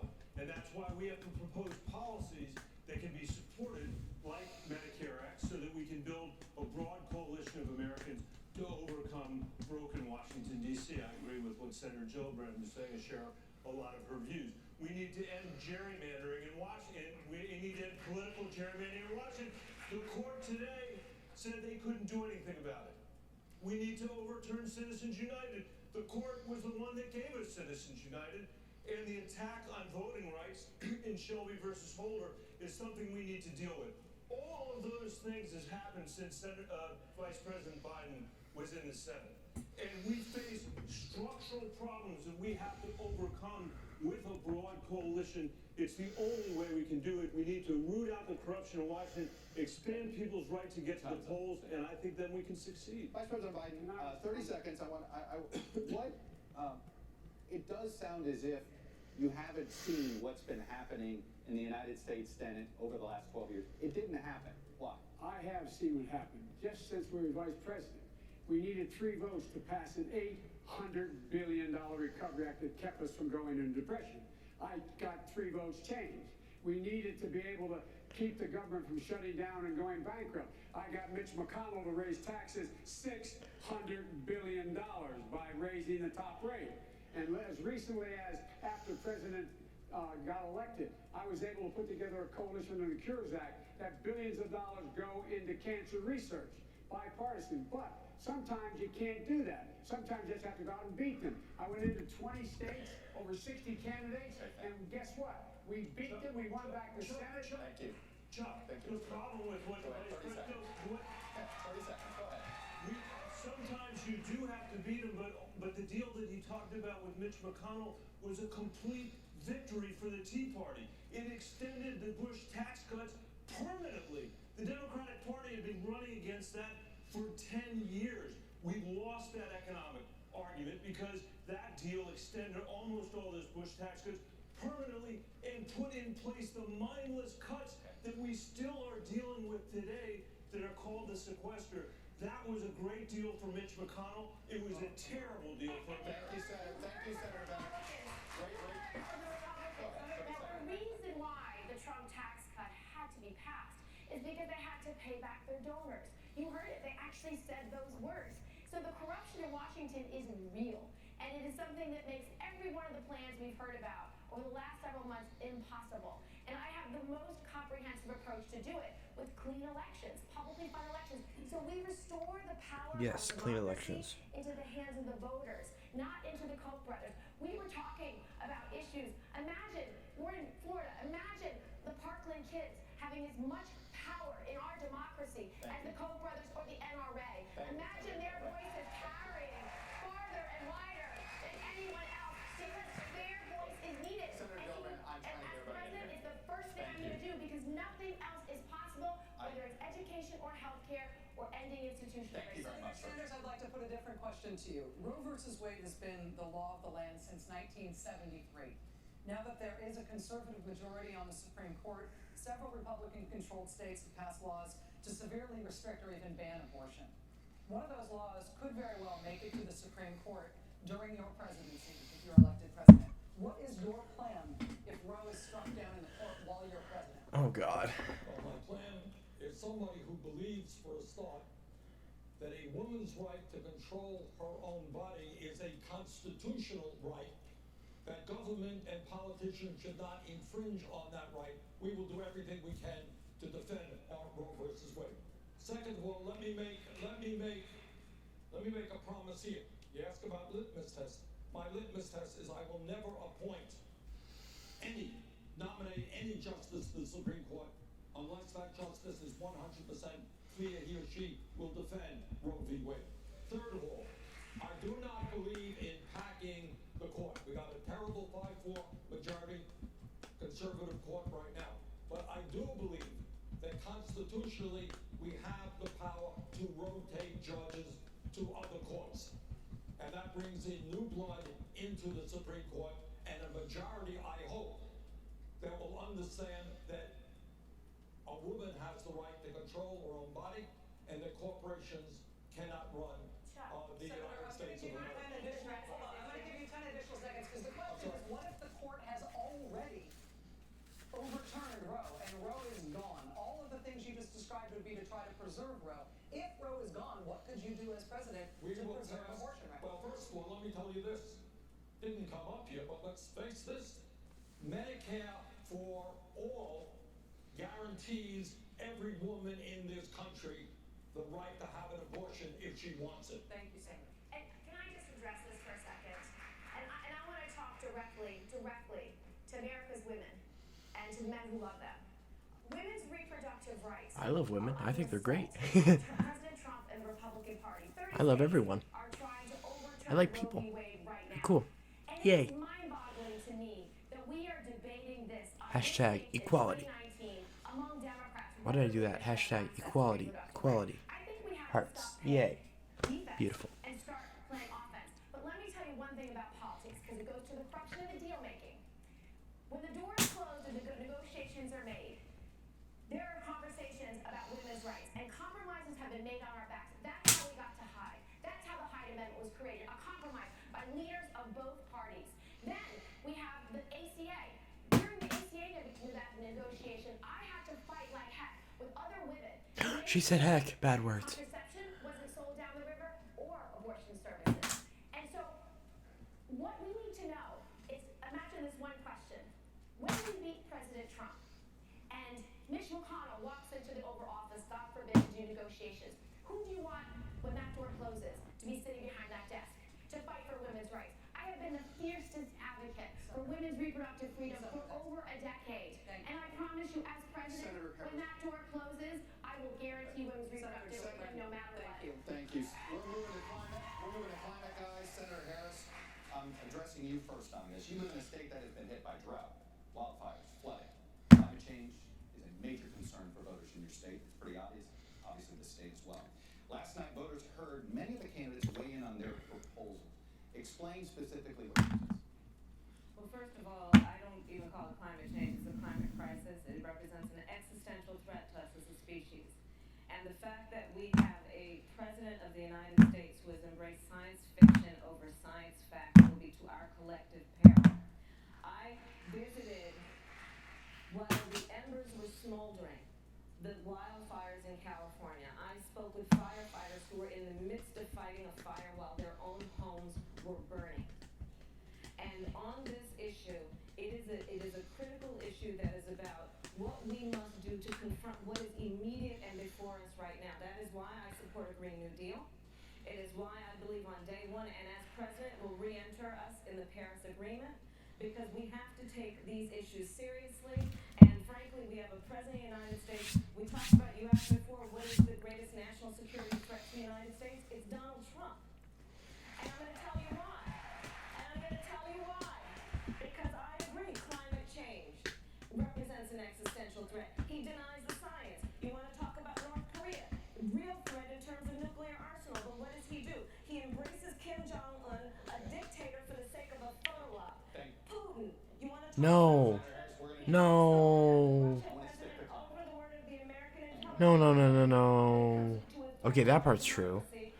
But the Kim Jong-un thing, that's like one of the few things that Trump is doing that's good. He's actually making progress with North Korea. That's fantastic. That's good. If you're elected president in your first term, how is this going to help farmers impacted by climate change in the Midwest? Well, the reality is we need to begin adapting right away, but we also can't skip a beat on preventing climate change from getting even worse. It's why we need aggressive and ambitious measures. It's why we need to do a carbon tax and dividend. But I would propose we do it in a way that is rebated out to the American people in a progressive fashion so that most Americans are made more than whole. This isn't theoretical for us in South Bend either. Parts of California on fire. Right here in Florida, they're talking about sea level rise. Well, in Indiana, I had to activate the Emergency Operations Center of our city twice in less than 2 years. First time was a 1,000-year flood, and the next time was a 500-year flood. This is not just happening on the Arctic ice caps. This is happening in the middle of the country, and we've got to be dramatically more aggressive moving forward. Now, here's what very few people talk about. First of all, rural America can be part of the solution instead of being told they're part of the problem. With the right kind of soil management and other kind of investments, rural America could be a huge part of how we get this done. And secondly, we've got to look to the leadership of local communities. There's networks of mayors and cities from around the world who have come together, not even waiting for national governments to catch up. We should have a Pittsburgh summit where we bring them together as well as rejoining the Paris Agreement. I want to bring Governor Hickenlooper into this for a moment. Governor, you have said that oil and gas companies should be a part of the solution on climate change. Lots of your colleagues on stage tonight have talked about moving away from fossil fuels entirely. Can oil and gas companies be real partners in this fight? Well, I share the sense of urgency. I'm a scientist, so I recognize that we're within 10 or 12 years of actually, suffering irreversible damage. But guaranteeing everybody a government job is not going to get us there. So socialism, in that sense, is not the solution. We have to look at what really will make a difference. In Colorado, we're closing a couple of coal plants, replacing with wind, solar, and batteries, and the monthly bills go down. We're building a network for electric vehicles.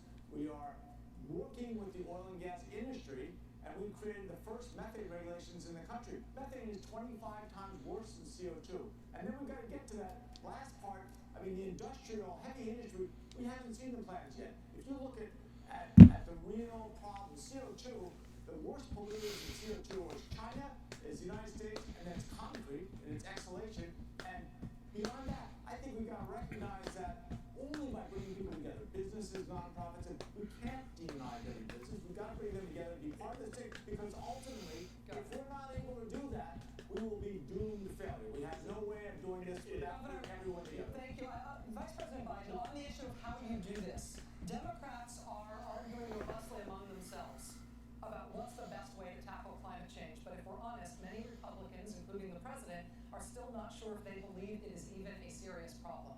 So, are there significant ways you can cut carbon emissions if you have to do it with no support from Congress?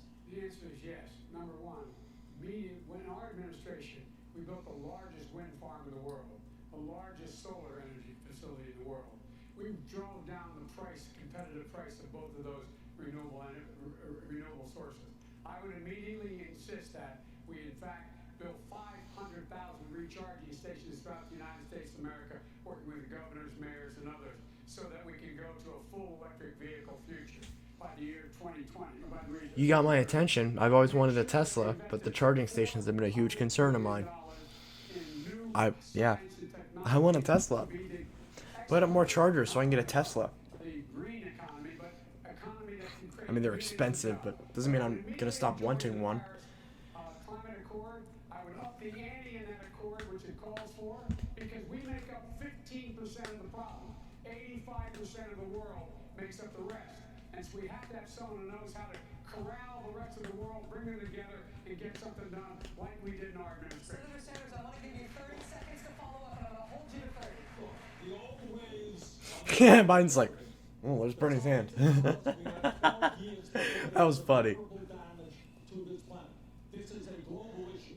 What the President of the United States should do is not deny the reality of climate change, but tell the rest of the world that instead of spending $1.5 trillion on weapons of destruction, let us get together for the common enemy, and that is to transform the world's energy system away from fossil fuel to energy efficiency and sustainable energy. The future of the planet rests on us doing that. Before we leave this topic, Here's the solution. Pass the torch. Pass the torch to the generation that's going to feel the effects of climate change. Pass the torch to the generation that's convicted enough. Thank you. before we leave this topic, here's something you will all want to weigh in on. Hold one moment. Campaign to the Republican Party. Hold one moment. Just trust us on this. Somebody with a younger body doesn't mean you don't have old ideas. No, we can do it. John Kennedy did not say, I have a plan to get a man to the moon, and so we're going to do it, and I think we can all work together, and maybe we can get a man on the moon. And John Kennedy said, by the end of this decade, we are going to put a man on the moon. Because John Kennedy was back in the day when politics included the people, and included imagination, and included great dreams, and included great plans. And I have had a career not making the political plans, but I have had a career harnessing the inspiration and the motivation and the excitement of people, masses of people. When we know that when we say we are going to turn from a dirty economy to a clean economy, we're going to have a Green New Deal, we're going to create millions of jobs, we're going to do this within the next 12 years, because I'm not interested in just winning the next election. We are interested in our grandchildren. We're gonna sneak in a break in a minute, but before we go, I'm gonna go down. No applause for that, really? Asking you please for one or two words only. All right. I mean, Please. Really? President Obama in his first Really? year wanted to address both healthcare and climate, and he could only get one signature issue accomplished. It was obviously healthcare. I'm having deja vu right now. Climate change. You may only get one shot, and your first issue that you're going to push, you get one shot. That it may be the only thing you get passed. What is that first issue for your presidency? Eric Swalwell, you're first. Dang. For Parkland, for Orlando, for every community affected by gun violence, ending gun violence. Senator Bennett. Climate change and the lack of economic mobility Bernie talks about. Senator Jeffrey. Passing a family bill of rights that includes a national paid leave plan, universal pre-K, affordable daycare, and making sure that women and families can thrive in the workplace no matter who they are. I like that. Okay. And so passing a middle class and working families tax cut, DACA, guns. Okay. I'm giving you credit for the first thing you said, the tax cut. Senator Sanders, first thing. The premise that there's only one or two issues out there. This I'm not saying there's one or faces two. enormous crises. Senator We need Sanders. a political revolution. People have got to stand up and take on the special interest. We can transform this country. Vice President Biden, your first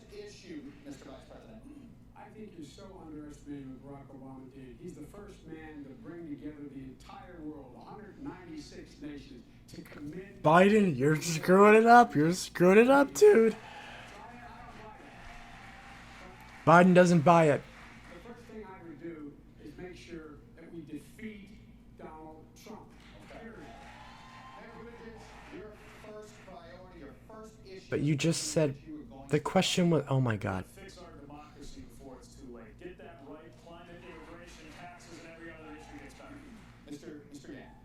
I would pass a $1,000 freedom dividend for every American adult starting at age 18, which would speed us up on climate change because if you get the boot off of people's throats, they'll focus on climate change much more clearly. Governor Hickenlooper? I would do a collaborative approach to climate change, and I would pronounce it well before the election to make sure we don't re-elect the worst president in American history. And Ms. Williams? My first call is to Prime Minister of New Zealand, who said that her goal is to make New Zealand a place where it's the best place in the world for a child to grow up. And I will tell her girlfriend you were so on, because the United States of America is going to be the best place in the world for a child to grow up. We are going to have. You guys were close with the. Oh. At least it was shorter. Response. Oh, not at all. Okay, that was kind of funny from Maddow. She's like, nope, not at all. Nope, wrong. Wrong. That was not a shorter summary of your first policy that you're going to implement while in office. That was way longer than the previous night. Believe me. That was way longer than the previous night. You have failed, believe me. It's huge. It's a huge failure for your summary purposes, believe me. It's unbelievable, believe me. Don't care. Already know, don't care. In states where gun rights are a strong flashpoint. Keep your pistols, keep your rifles, keep your shotguns, but we can take the most dangerous weapons from the most dangerous people. We have the NRA on the ropes because of the moms, because of the Brady Group, because of Gifford, because of March for Our Lives. But I'm the only candidate on this stage calling for a ban and Only one person's watching. assault weapon in America. I've seen the plans of the other candidates here. They would all leave 15 million assault weapons in our communities. They wouldn't do a single thing to save a single life in Parkland. I'll approach this issue as a prosecutor. I'll approach it as the only person on this stage who has voted and passed background checks, but also as a parent of a generation who sends our children to school where we look at what they're wearing so we can remember it in case we have to identify them later. A generation who has seen thousands of black children killed in our streets, and a generation who goes to the theater and we actually look where the fire exits are. We don't have to live this way. We must be a country who loves our children more than we love our guns. Senator Sanders, a Vermont newspaper. That was pretty powerful. A Vermont newspaper recently released portions of an interview you gave in 2013, in which you said, quote, "My own view on guns is everything being equal, states should make those decisions." Has your thinking changed since then? Do you now think there's a federal role to That's a play? mischaracterization of my It's a thinking. Look, quote of we have a gun crisis right now. 40,000 people a year are getting killed. In 1988, Rachel, when it wasn't popular, I ran on a platform of banning assault weapons, and in fact lost that race for Congress. I have a D- voting record from the NRA. And I believe that what we need is comprehensive gun legislation that, among other things, provides universal background. We end the gun show loophole. We end the straw man provision. And I believed in 1988, and I believe today. Why would you Assault weapons are weapons from the military, and that they should not be on the streets of America. You would leave, your plan leaves them on the streets. You leave 15 million on the We streets. banned the sale and distribution, and that's what I believe for many years. Will you buy them back? If people want to buy, if the government wants to do that, people want You're to going to be do the that. government. Yes. You buy them back. Yes. Senator Harris, we're going to give you 30 seconds. Thank you. I think your ideas are great for Congressman Swalwell, and I would say that there are a lot of great ideas. The problem is Congress has not had the courage to act, which is why when elected President of the United States, I will give the United States Congress 100 days to pull their act together, bring all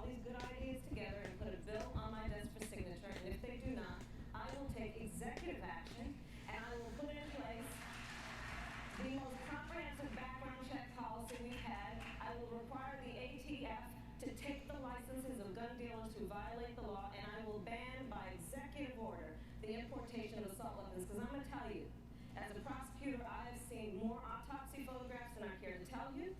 I have helped more mothers who are the mothers of homicide victims, and I have attended more police officer funerals. It is enough. It is enough. There have been plenty of good ideas from members of the United States Congress. There's been no action. As president, I will take action. Mayor Buttigieg, I want to bring you on this. She just said Mayor Booty Judge. They're often shorthanded as military-style weapons. You are the only person on this stage tonight with military experience as a veteran of the Afghanistan war. Will military families... Just like Tulsi. Does that inform your thinking on this view? Do you believe that military... Both him and Tulsi are the same age and have that same military experience. Different take on this than... I'd love to see Tulsi and Buttigieg in a debate. Yeah, of course. Because I wish that they had both been on the same night. That would have been nice to see. every part of my life experience informs this. Being the mayor of a city where the worst part of the But job then again, that also means that that voice would not have been in whatever debate that they weren't in, so it's understandable. As many as were lost at Parkland every 2 or 3 years in my Can't win everything. And this is tearing communities apart. If more guns made us safer, we'd be the safest country on earth. It doesn't work that way. Right. And common sense measures like universal background checks can't seem to get delivered by Washington, even when most Republicans, let alone most Americans, agree it's the right thing to do. And as somebody who trained on weapons of war, I can tell you that there are weapons that have absolutely no place in American cities or neighborhoods in peacetime, ever. Vice President Biden, 30 seconds. Real 30 seconds. Real 30 seconds. I'm the only person that beat the NRA nationally. I'm the guy that got the Brady bill passed, the background checks, number one. Number two, we increased that background check during the Obama-Biden administration. I'm also the only guy that got assault weapons banned, and the number of clips in a gun banned. And so, folks, look, and I would buy back those weapons. We already started talking about that. We tried to get it done. I think it can be done, and it should be demanded that we do it, and that's a good expenditure of money. And lastly, we should have smart guns. No gun should be able to be sold unless your biometric measure could pull that trigger. It's within our right to do that. We can do that. Our enemy is the gun manufacturers, not the NRA.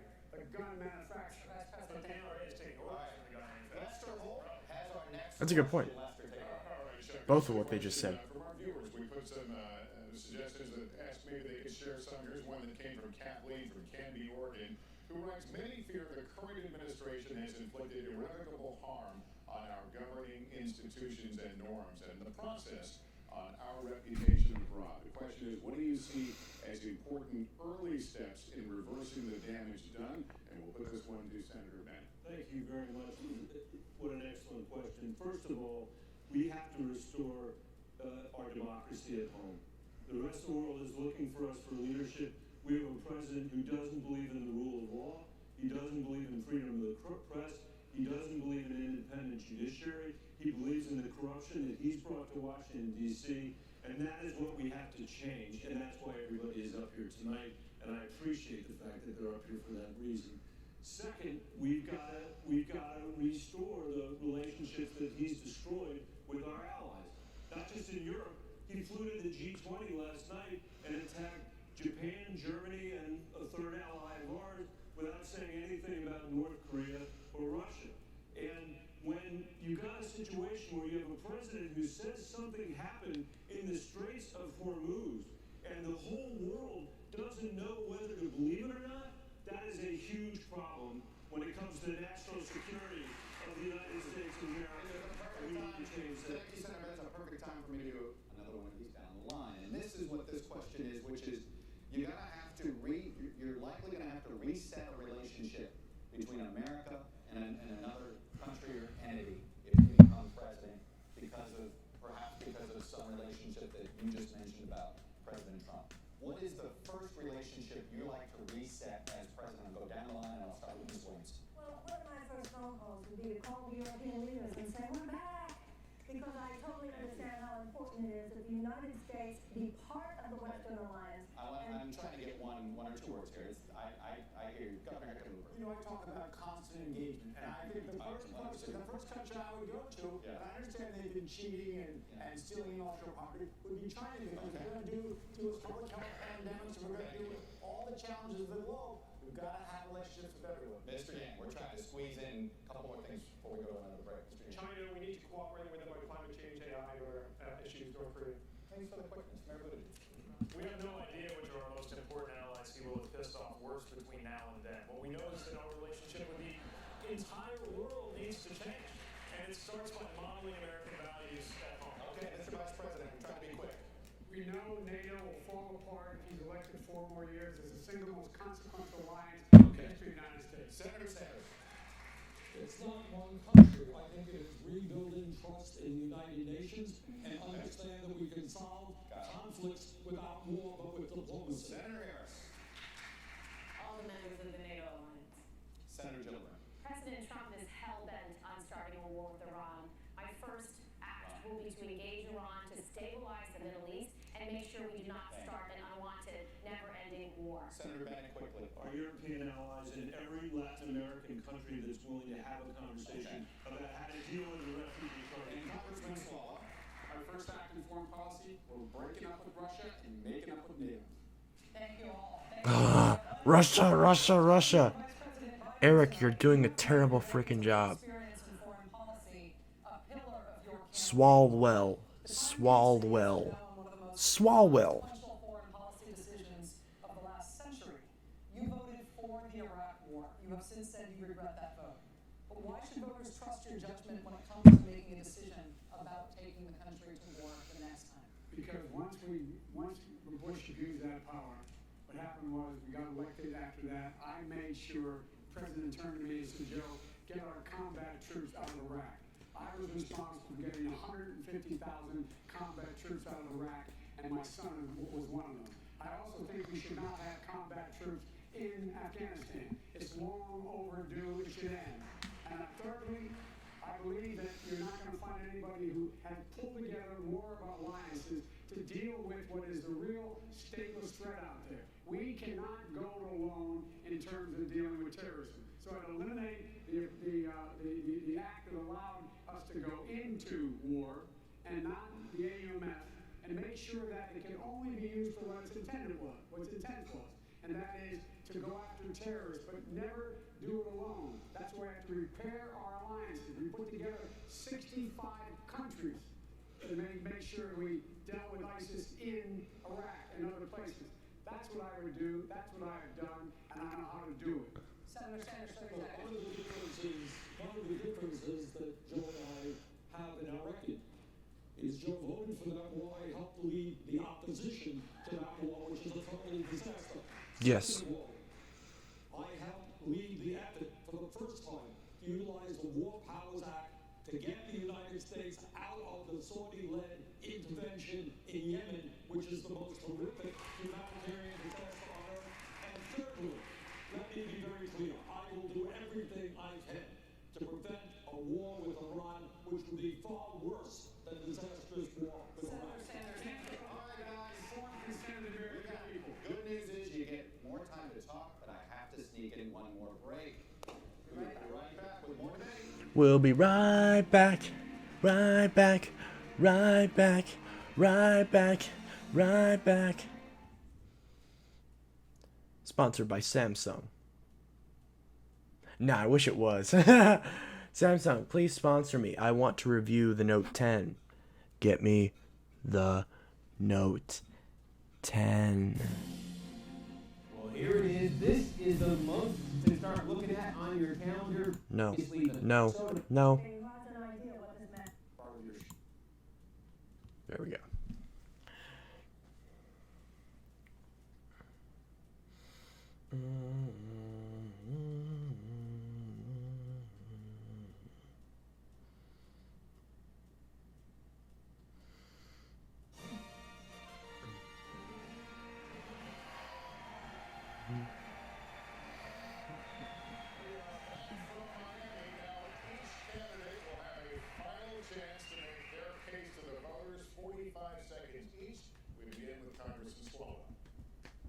We can't be a forward-looking party if we look to the past for our leadership.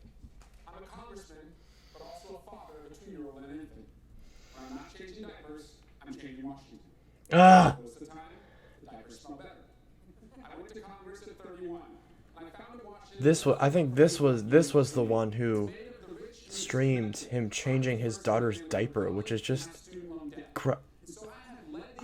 I feel bad for his daughter. Next generation of members of Congress, and we have a moment to seize. This is a can-do generation. This is the generation that will end climate chaos. This is the generation that will solve student loan debt. This is the generation that will say enough is enough and end gun violence. This generation demands bold solutions. That's why I'm running for president. Congressman, thank you.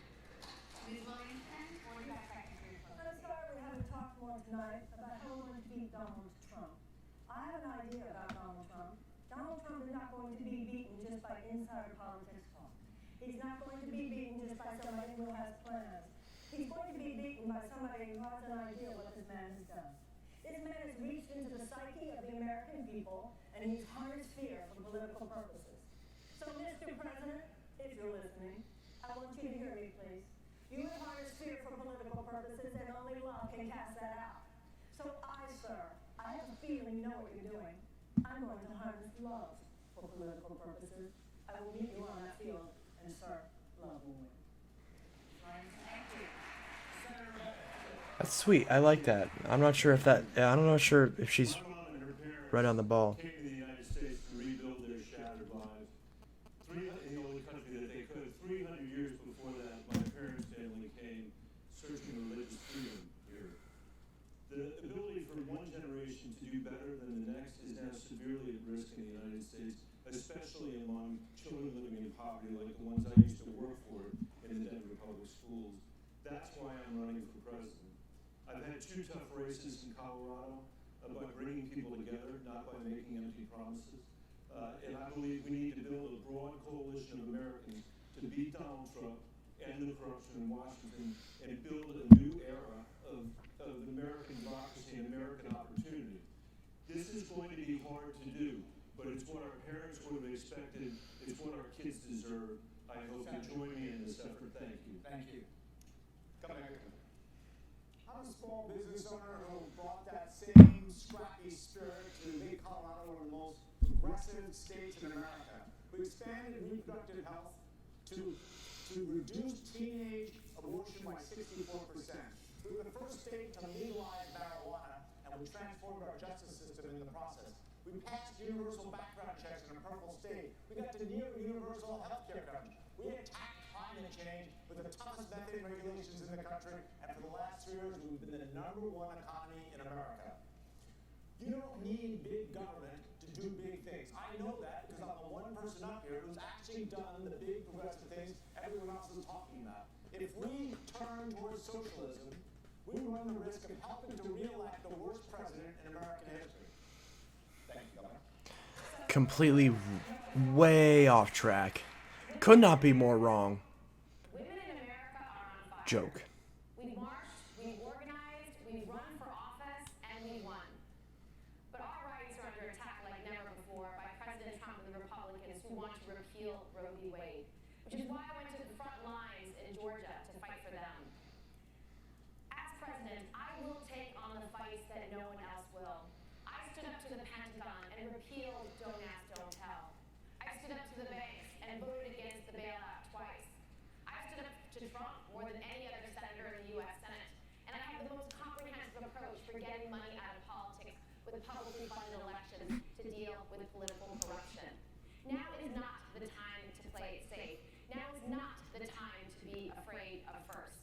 We need a president who will take on the big challenges, even if she stands alone. Join me in fighting for this. Senator Gillibrand, thank you. Mr. Yang, you have 45 seconds for your closing. First, I want to thank everyone who put me on the stage tonight. I am proof that our democracy still works. Democrats and Americans around the country have one question for the nominee, and that is who can beat Donald Trump in 2020? That is the right question. And the right candidate to beat Donald Trump will be solving the problems that got Donald Trump elected, and will have a vision of a trickle-up economy that is already drawing thousands of disaffected Trump voters, conservatives, independents, and libertarians, as well as Democrats and progressives. I am that candidate. I can build a much broader coalition to beat Donald Trump. It is not left. It is not right. It is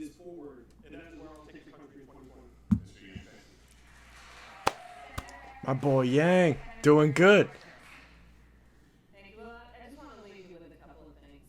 One, we need a nominee who has the ability to prosecute the case against 4 more years of Donald Trump, and I will do that. Second, this election is about you. This is about your hopes and your dreams and your fears and what wakes you up at 3 o'clock in the morning. And that's why I have what I call a 3 a.m. agenda. That is about everything from what we need to do to deliver health care to how you will be able to pay the bills by the end of the month. And when I think about what our country needs, I promise you I will be a president who leads with a sense of dignity, with honesty, speaking the truth, and giving the American family all that they need to get through the end of the month in a way that allows them to prosper. So I hope to earn your support. Please join us at commonharris.org. Senator, thank you. Mayor Buttigieg, 45 seconds. Nothing about politics is theoretical for me. I've had the experience of writing a letter to my family, putting it in an envelope marked just in case, and leaving it where they would know where to find it in case I didn't come back from Afghanistan. I've experienced being in a marriage that exists by the grace of a single vote on the U.S. Supreme Court. I have the experience of guiding a community where the per capita income was below $20,000 when I took office into a brighter future. I'm running because the decisions we make in the next 3 or 4 years are going to decide how the next 30 or 40 go. And when I get to the current age of the current president in the year 2055, I want to be able to look back on these years and say my generation delivered climate solutions, racial equality, and an end to endless war. Help me deliver that new generation to Washington before it's too late. Thank you. Wow. Damn, a lot of people really loving Buttigieg. That was crazy. People are watching this debate and saying, these are good people, they have great ideas. But how come nothing really changes? How come for the last 45 Someone just years, scoffed. I couldn't tell who it was. for the middle class? How come we have the highest rate of childhood poverty? How come 45 million people still have student debt? How come 3 people own more wealth than the bottom half of America? And here is the answer. Nothing will change unless we have the guts to take on Wall Street, the insurance industry, the pharmaceutical industry, the military-industrial complex, and the fossil fuel industry. If we don't have the guts to take them on, we'll continue to have plans, we'll continue to have talk, and rich will get richer, and everybody else will be struggling. And lastly, we'll hear from Vice President Biden, starting off 45 seconds. Thank you very much. I'm going to lead this country because I think it's important to restore the soul of this nation. This president has ripped it out. It's the only president in our history who's equated racist and white supremacists with ordinary, decent people. He's the only president who has engaged and embraced dictators and thumbed their nose at our allies. I'm secondly running for president because I think we have to restore the backbone of America, the poor and hardworking middle-class people. You can't do that without replacing them with the dignity they once had. Lastly, we've got to unite the United States of America as much as anybody says we can. If we do, there's not a single thing the American people can't do. This is the United States of America. We can't do anything if we're together. So God bless you all, and may God protect our troops.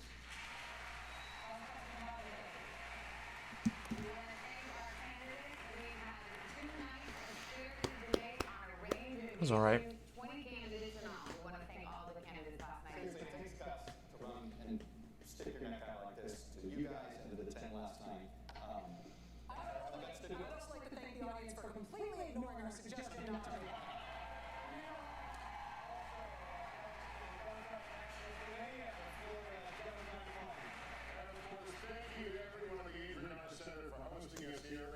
I'd like to thank the audience for not shutting the fuck up when we told them to shut up. You guys are great. The audience just go crazy. But yeah, like, NBC, F off. We like these people. Well, that was the debate. Some good things have happened there. It'll be interesting to see.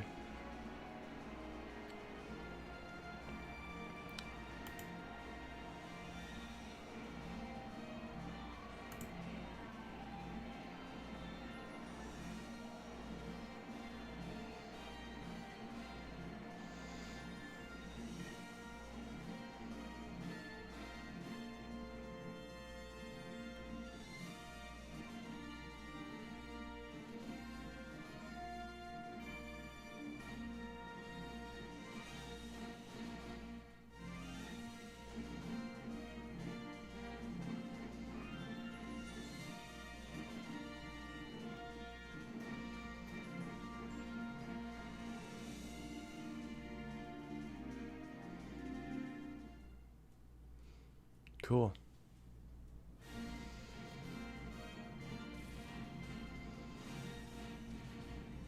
What a debate tonight. Good evening. I'm Morgan Radford, and welcome back. Hello, I don't know you and I don't care. Second night of the first Democratic debates of the 2020 election cycle right here on NBC News Now.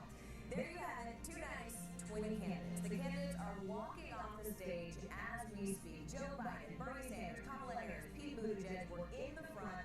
They were the front runners coming into tonight, but there were also a number of people on stage who wanted to make a name for themselves, and they did come out swinging.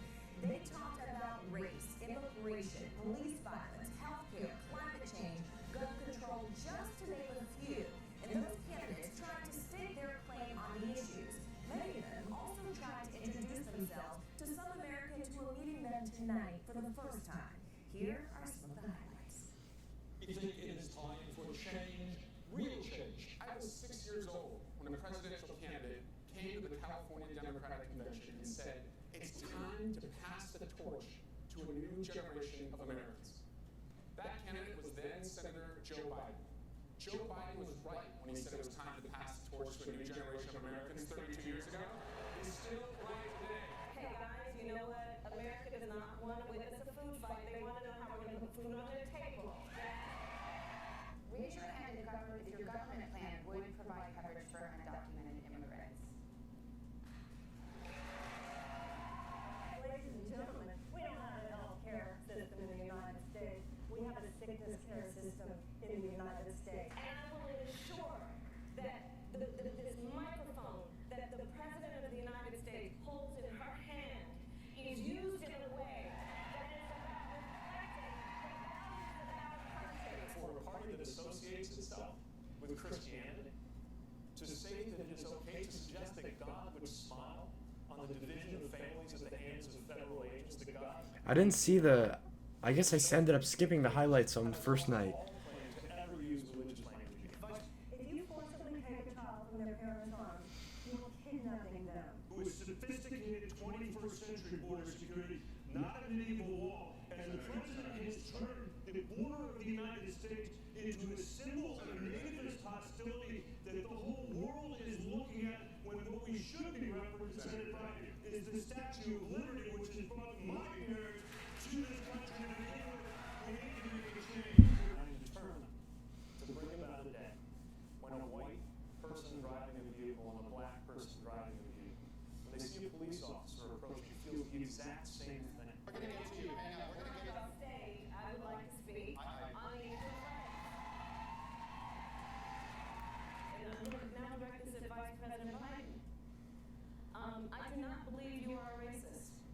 And I agree with you when you commit yourself to the importance of finding common ground. But I also believe, and it's personal, and it was hurtful to hear you talk about the reputations of two United States senators who built their reputations There Biden is again, looking like he's about to cry. of race in this country. Mischaracterization? Mischaracterization? Do you agree today that you were wrong to oppose busing in America? Then, do you agree? I did not oppose busing in America. What I opposed is busing ordered by the Department of Education. That's what I opposed. Well, there was a failure of states to integrate public schools in America. I was part of the second class to integrate Berkeley, California public schools almost 2 decades after the Brown v. Board of Education. Because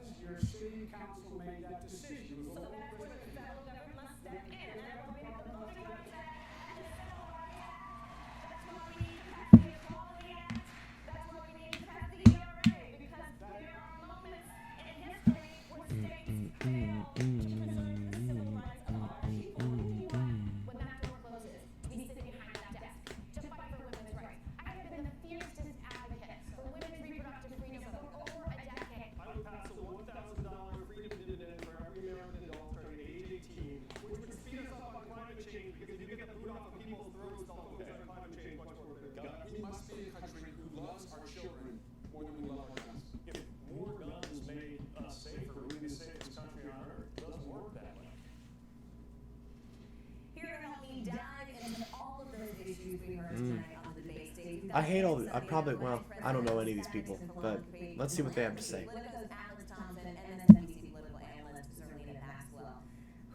Maxwell? What? I'm a Stewart for stealing my last name. Exchange that she had with Vice President Biden is going to be the moment that's remembered in this debate. It's also one of the most substantive disagreements, debates on race and civil rights that we've ever seen in a presidential debate. And it's not even over because Kamala's campaign is already saying Biden needs to apologize for his past positions on busing. And there's an open question. Biden in there defended his past views. The Department of Education should not go in and enforce busing. That's not clear. That's plausible for this modern-day Democratic Party, and they're going to keep pushing him to apologize and change his position. Do you think he was right, Zerlina, to double down when she held his feet to the fire? No, he was absolutely wrong. He's wrong, and she articulated fundamentally, I think, a really important debate in the Democratic Party, which is the role of the federal government when it steps in. When states are not doing what the Supreme Court says it should do, right? The federal government is the only entity big enough and strong enough to come in and say, no, you're going to admit these schools and integrate schools. And so her point on the substance is correct. So he was absolutely wrong in that moment and wrong to double down. I'm not even paying attention to what this girl's doing. Yeah, I don't care. Blah, blah, blah. Anyways, yeah, so that's the stream. That's the debates. Blah, blah, blah, blah, blah. Have a good one. No more politics on this channel unless you guys really want it. So... yeah, that's that. It is 12:36 right now. I'm gonna go to bed. So, all y'all have a great... Did I just say all y'all? All of you have a great rest of your night. Take care. And have a good one. Peace.